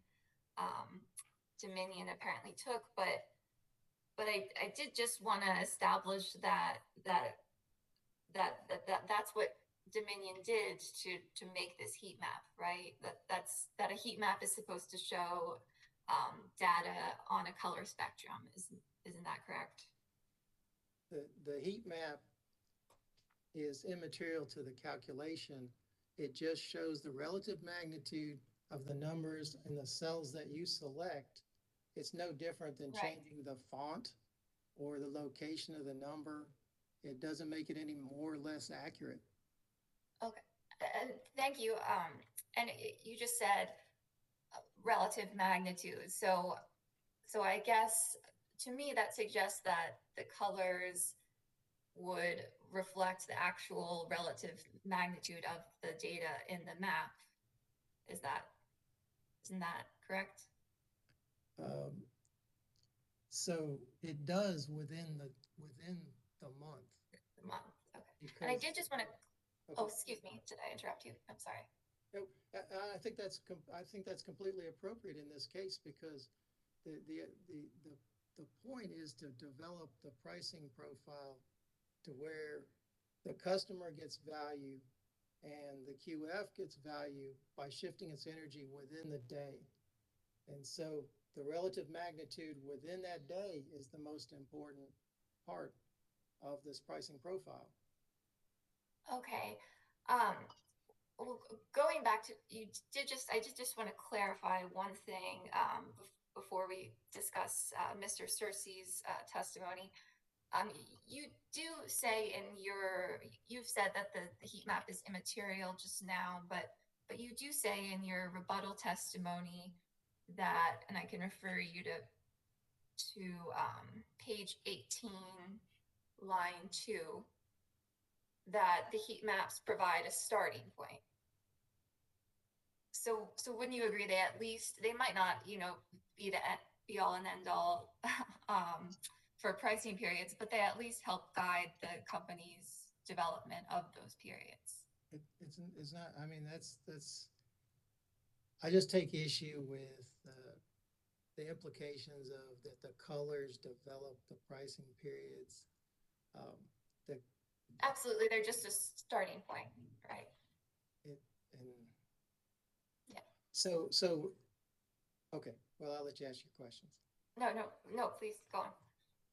So in every model run, there's like 87,600 data points, 10 years of 8760. You could actually create a pricing profile for the next 10 years. It's 87,000 pricing points, right? Not practical. We could have submitted one that had a price for every hour of the year. We would be down to 8,760 pricing points. Still not practical. And this is supposed to be practical enough to where it can be used by, a QF generator. Right. So the choice of whether you create a heat map with 288 dots in it or less, how you color that, immaterial. The data underneath, the data supporting those calculations is correct, and anybody could replicate those calculations and show that they're correct. Right, but if you're using a heat map, the heat map should, of course, reflect the data in a consistent manner. It does within a month. Within a month, okay. Which creates the profile within a day, which is actually useful to the system and the QF. Okay, so thank you. You've anticipated my next question. Now it sounds like you've reviewed Mr. Cersei's testimony where he points this out, that in preparing this heat map, Dominion applied conditional formatting month by month rather than applying it to the entire 12 by 24 matrix. So you're familiar with that testimony? Yes, ma'am, and he further characterized that in a derogatory manner, which I don't think is appropriate. But okay, but wouldn't you agree that because of how Dominion developed its heat map month by month, the company effectively created 12 separate heat maps? If a heat map's supposed to, show the relative magnitude of data. I think there's no definition for what a heat map is. I think what you're getting at is you feel like it's implying that it's deceptive. It was never meant to be deceptive. In fact, it was actually never meant to be used by anybody. We thought if somebody did their own analysis, they would just use the data like we did. And the other important thing about the heat map is it's not in the avoided cost methodology. It is not inaccurate. There is nothing to say that one heat map is is right or wrong. It is just a tool in Microsoft Excel, has nothing to do with avoided cost. Okay, well, and I don't think we're, leveling any accusations here. We're just trying to understand, because this heat map was put forth as a starting point, how Dominion used it, even though the colors don't necessarily reflect the data. I guess even Excel tools, sometimes you expect certain things that they're designed to show and they don't. Wouldn't you agree? I think that if we had, you know, somebody may have, I don't even remember, somebody may have colored the map. And it's literally coloring the map. I mean, it's more complicated than crayons, but you could color the map however you want. It doesn't represent anything other than we were trying to create a limited number of time periods, something smaller than 8,760 time periods that would be useful.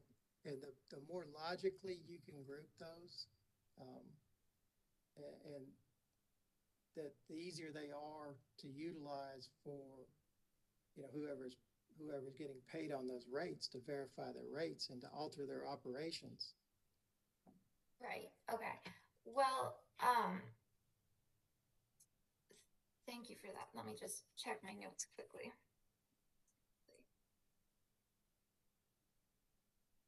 Now, did I understand you to be saying just now that Dominion actually didn't use the heat map at all in developing its pricing periods? We like I said, we put one heat map on one of the pieces of data. It's not a complete analysis. And we've operated the system for a long time. We've done a lot of studies. We had a very good idea of where the highest prices are during what times a year. And we did use that to help us verify that there was logical groupings. Okay, so you did use the heat map as a starting point, I think you say. Starting point, yeah, it could be a starting point. Okay, I'm just going to share my screen and ask you to read that portion of your testimony for everyone. Bear with me, this is a first for me. I was wondering if you could show the heat map too. Yes, I will. Okay. Now, can you see my screen, which shows your, oh, this is the wrong, sorry about that. Now, I think you just alluded to this portion of your testimony, but could you read this highlighted section? Sure. I was just thinking about the fact that I didn't actually know what the word heat map was until we started this discussion, but essentially the heat map provided a starting point for the development of groups that were adjusted in a logical manner for season and hour of day to create a practical and usable rate schedule. The values that define the rate profile were developed using the mathematical average of each group of marginal costs and not thumb rule estimates or approximations. Great, thank you. I will just unshare if I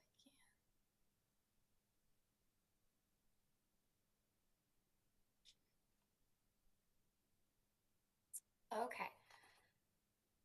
So basically what you're saying here is that you use the heat map to identify similarly colored groups, and then you average the values in those groupings to determine the rate that corresponds with each pricing period. Is that correct? We used the heat map to see within a month where the prices were relatively high and relatively low, so we could see which months could be grouped. Okay. The pricing periods span multiple months, though, don't they? They sometimes do. That's correct. They always do. And shouldn't pricing periods that span multiple months be based on a cost comparison that spans the entire year? That is actually not true. The mathematical profile is correct no matter how you group them. And the point of the point of the whole pricing profile is just like time of use, but in reverse. It incents the generator to put the power in the most valuable times during the day. And so if that generator, he cannot move power, he or she cannot move power from one month to another or from one season to another. So it's really irrelevant other than the granularity that you decide to evaluate the daily profile. We could have picked every week, and I would have still highlighted the map if I needed to highlight the map. I would have highlighted the map in weekly terms. It could have been done many different ways. One way is not right or wrong. Yeah, I'll just leave it at that. Okay, great. Well, so I'm going to share Dominion's map now and just ask you a bit more about how you do end up grouping these periods. So again, bear with me. To me, that's a fair question compared to how they're colored.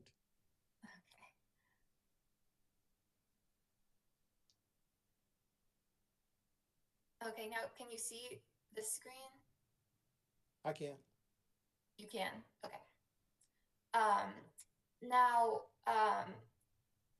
these darker lines correspond with the pricing periods.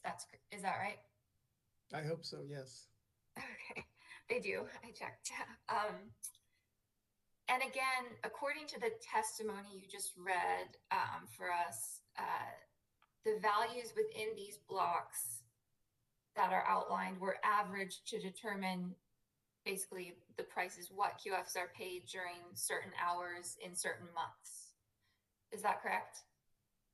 So, well, I would just say that all the prices from all the seeds. Right. Just, taking this as an example, they were sort of illustrates the process. Another thing that's important is that this arithmetic average is absolutely correct, but it's not the avoided cost. This is actually not the avoided cost calculation and does not affect the accuracy of the avoided cost. But we're talking about the pricing periods, though, right? That's right.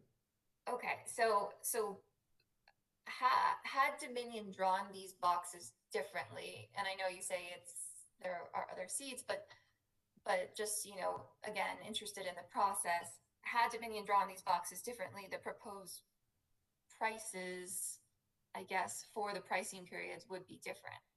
Is that correct? That is true. No matter who drew the boxes or how they were drawn, that would be true. Exactly. So to sort of make these groupings, I'm guessing it sounds like you generally, begin by grouping months and hours that are similarly colored, like this one here. I'm not sure if you can see my cursor. The actual basis for the groupings is really more operational than it is the colors. There is a great basis for valuing the morning hours in December, January, and February higher. They are not always. Do you mind putting that back up? Oh, sorry. Yeah, of course. Sorry. Can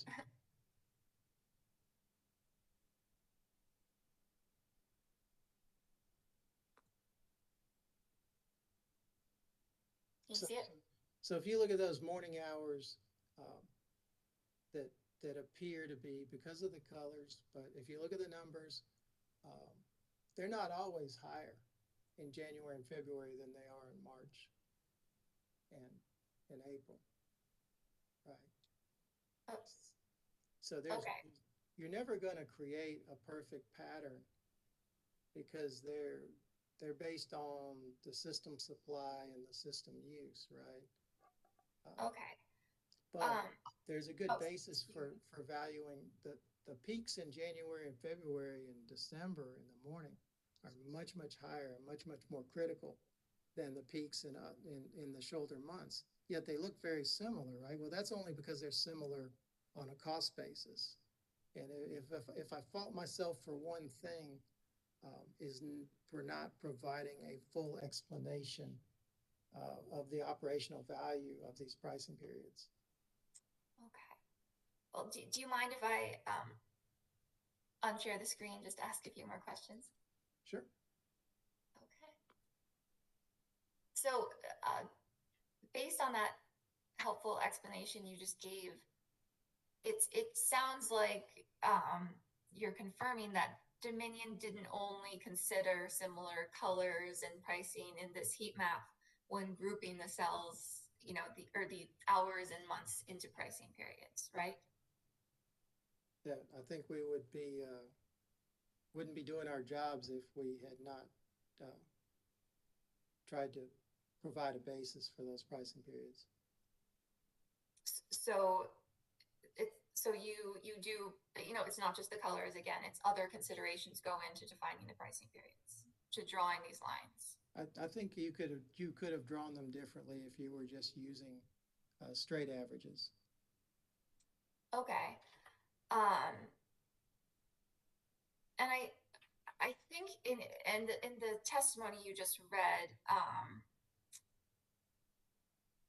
so I guess, sorry, excuse me, what you're suggesting, and that these lines could have been drawn differently, is that even with useful tools like a heat map, defining pricing periods and making these groupings requires some subjective decision making if someone could have drawn them differently. Is that correct? I think that would always be correct. I don't think anybody could ever tell you that that is absolutely the only way the pricing periods could be produced. And I think we had input on our PR1 for time periods that suggested that, but we did not get a suggestion from anybody else or a suggestion on the 11 time periods. But we would have considered those suggestions. There's actually not a right and wrong time period. Okay. There's some that are a lot better than others, but there's not one that's exactly right or exactly wrong. Okay. Well, you know, whatever I guess the result could be, this is the result Dominion did end up with. And you did say in your rebuttal that you adjusted the groupings in a logical manner for season and hour of day to create a practical and usable rate schedule. Do you recall that? You just read that for me.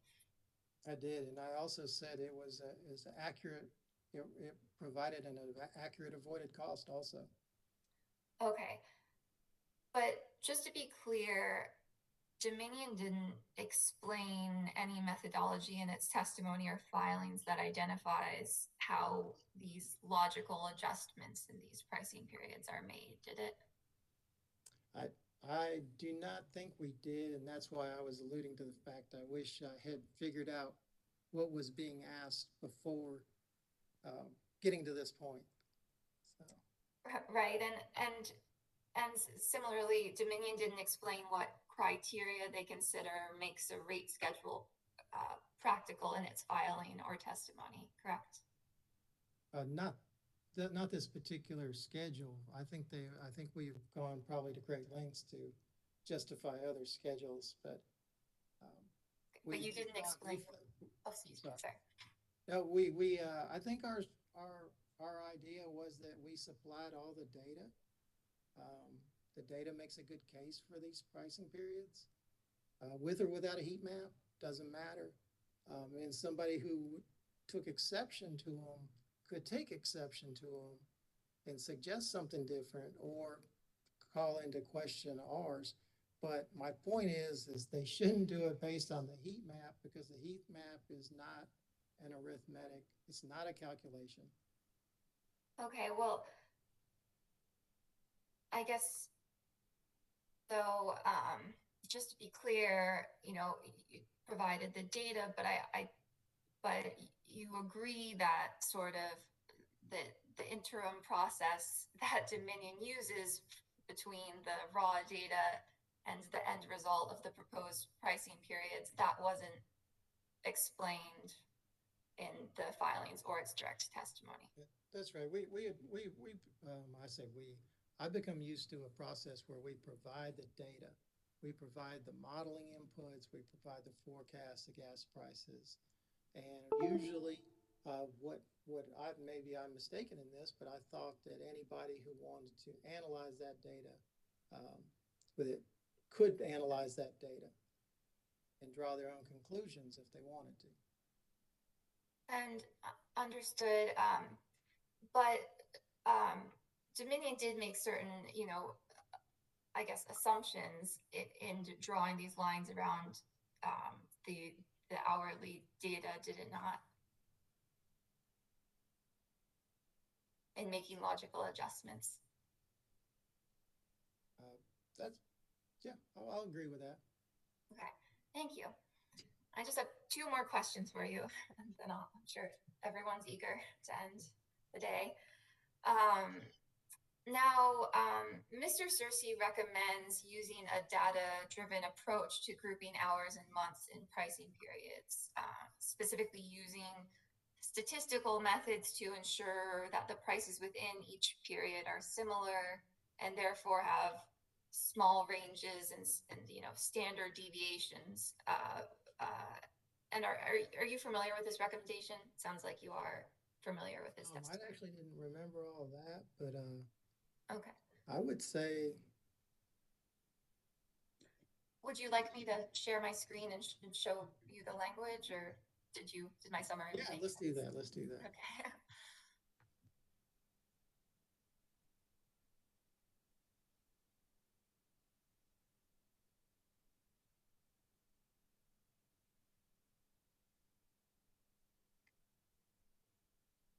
Can you see that? Yes. And I have let me know when you have a chance to review it. Yeah, so the thing I take exception with here is that. And then, sorry, this is just, it goes on to the next page, just explaining why standard deviations and similar ranges are important. The part the only part that I'm disputing, I say that, one part that I'm disputing is the fact that he wants to base these, he says it in the first or second line, that he wants to base these on a heat map, and they're not based on a heat map, they're based on the actual prices. And you can do as much analysis as you want to. You can argue for different time periods. That would all be logical, but basing on the heat map, it should not be the basis of the time periods. It might help you visually inspect the time periods, but it's not a calculation. And more to the point, having a different number on one part of the map that's a different color than the same number on a different part of the map is not right or wrong. There is no requirement for a heat map. Right. There's no requirement, but again, I think we've been over heat maps enough. And Mr. Searcy does recommend developing a heat map as a starting point, and that's. No, he actually said it should. Oh, sorry, you said that. Excuse me, I misspoke. And nothing should be based on a heat map. It should just, if you need a heat map as a tool, it's not an analysis tool. It does provide some insight, but it's not a calculation. It's not a calculation. No, it's a way to analyze a lot of data. And in fact, and I do want to get back to this data-driven approach that Mr. Searcy recommends, but you do mention in your rebuttal testimony on page 18, 11 through 14. Do you have that in front of you? Page 18? Page 18, 11, lines 11 through 14. That's right. And you say, understanding the purpose of this rate structure that varies with season and time of day is essential to understanding why the heat map is particularly well suited to this analysis, why this visual representation is extremely useful, and a more complicated mathematical derivation is not better. So, of course, the heat map isn't like the source of all the data or anything, but it's a useful tool to see visually where, energy is the most valuable to the company, where the costs are greatest. Correct. Yeah, I'm sorry, I lost the question in there somewhere. So, sorry. How about we do this? We'll pick up on that question tomorrow. It is 6 p.m. I just have one question. If you'd like me to one more question just to finish. I promise I'll go straight to my last question. Oh, I don't want to rush you. No, that's fine. I think we've been over this. Oh, okay, because we got plenty of time tomorrow. Okay. I think I can jump ahead to my last question. All right, your choice. I'll be quick. Well, yeah. Thank you for indulging me, Mr. Bell. I did just have one last question about Mr. Searcy's recommendation. And though he may be, have mentioned the heat map in his recommendation, he's also recommending using statistical methods to ensure that the prices within each period are similar. And doesn't this data-driven approach specifically, again, looking at whether price data sets in each pricing period have similar ranges and standard deviations, wouldn't that provide objective criteria to ensure that pricing periods are accurately aligned with system cost?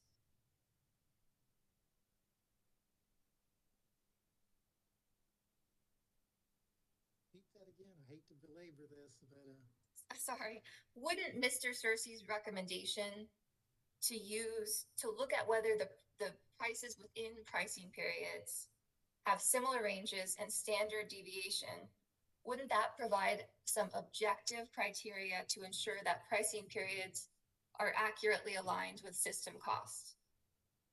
I would say that would be one way to do it. It wouldn't be the only way. Well, the method that you explained earlier of Dominions, you acknowledged was subjective, correct? Attorney, well, I mean, I might have lost you there, but the problem with saying that you need similar prices in a period is the best way to get a similar price is to have a really complicated schedule that identifies, literally you would get the lowest standard deviation if you analyzed 1 hour of every year by itself. That would be perfect. The moment that you add 2 hours together, somebody's going to say, well, that's too high or that's too low. It's still, it doesn't even matter how much. I mean, I think you could analyze this as much as you wanted to, and it doesn't give you a more correct answer. It might give you lower deviation in one group or another, but it's not better for the system or better for the generator. Okay, and I do want to be sensitive to my promise to only ask one more question, but I even if we say we could only have 11 pricing periods, wouldn't looking at those criteria, those similar ranges and standard deviations provide an objective approach to at least ensure those 11 pricing periods, say, were the most accurately aligned with system costs, even though, of course, they wouldn't be exact?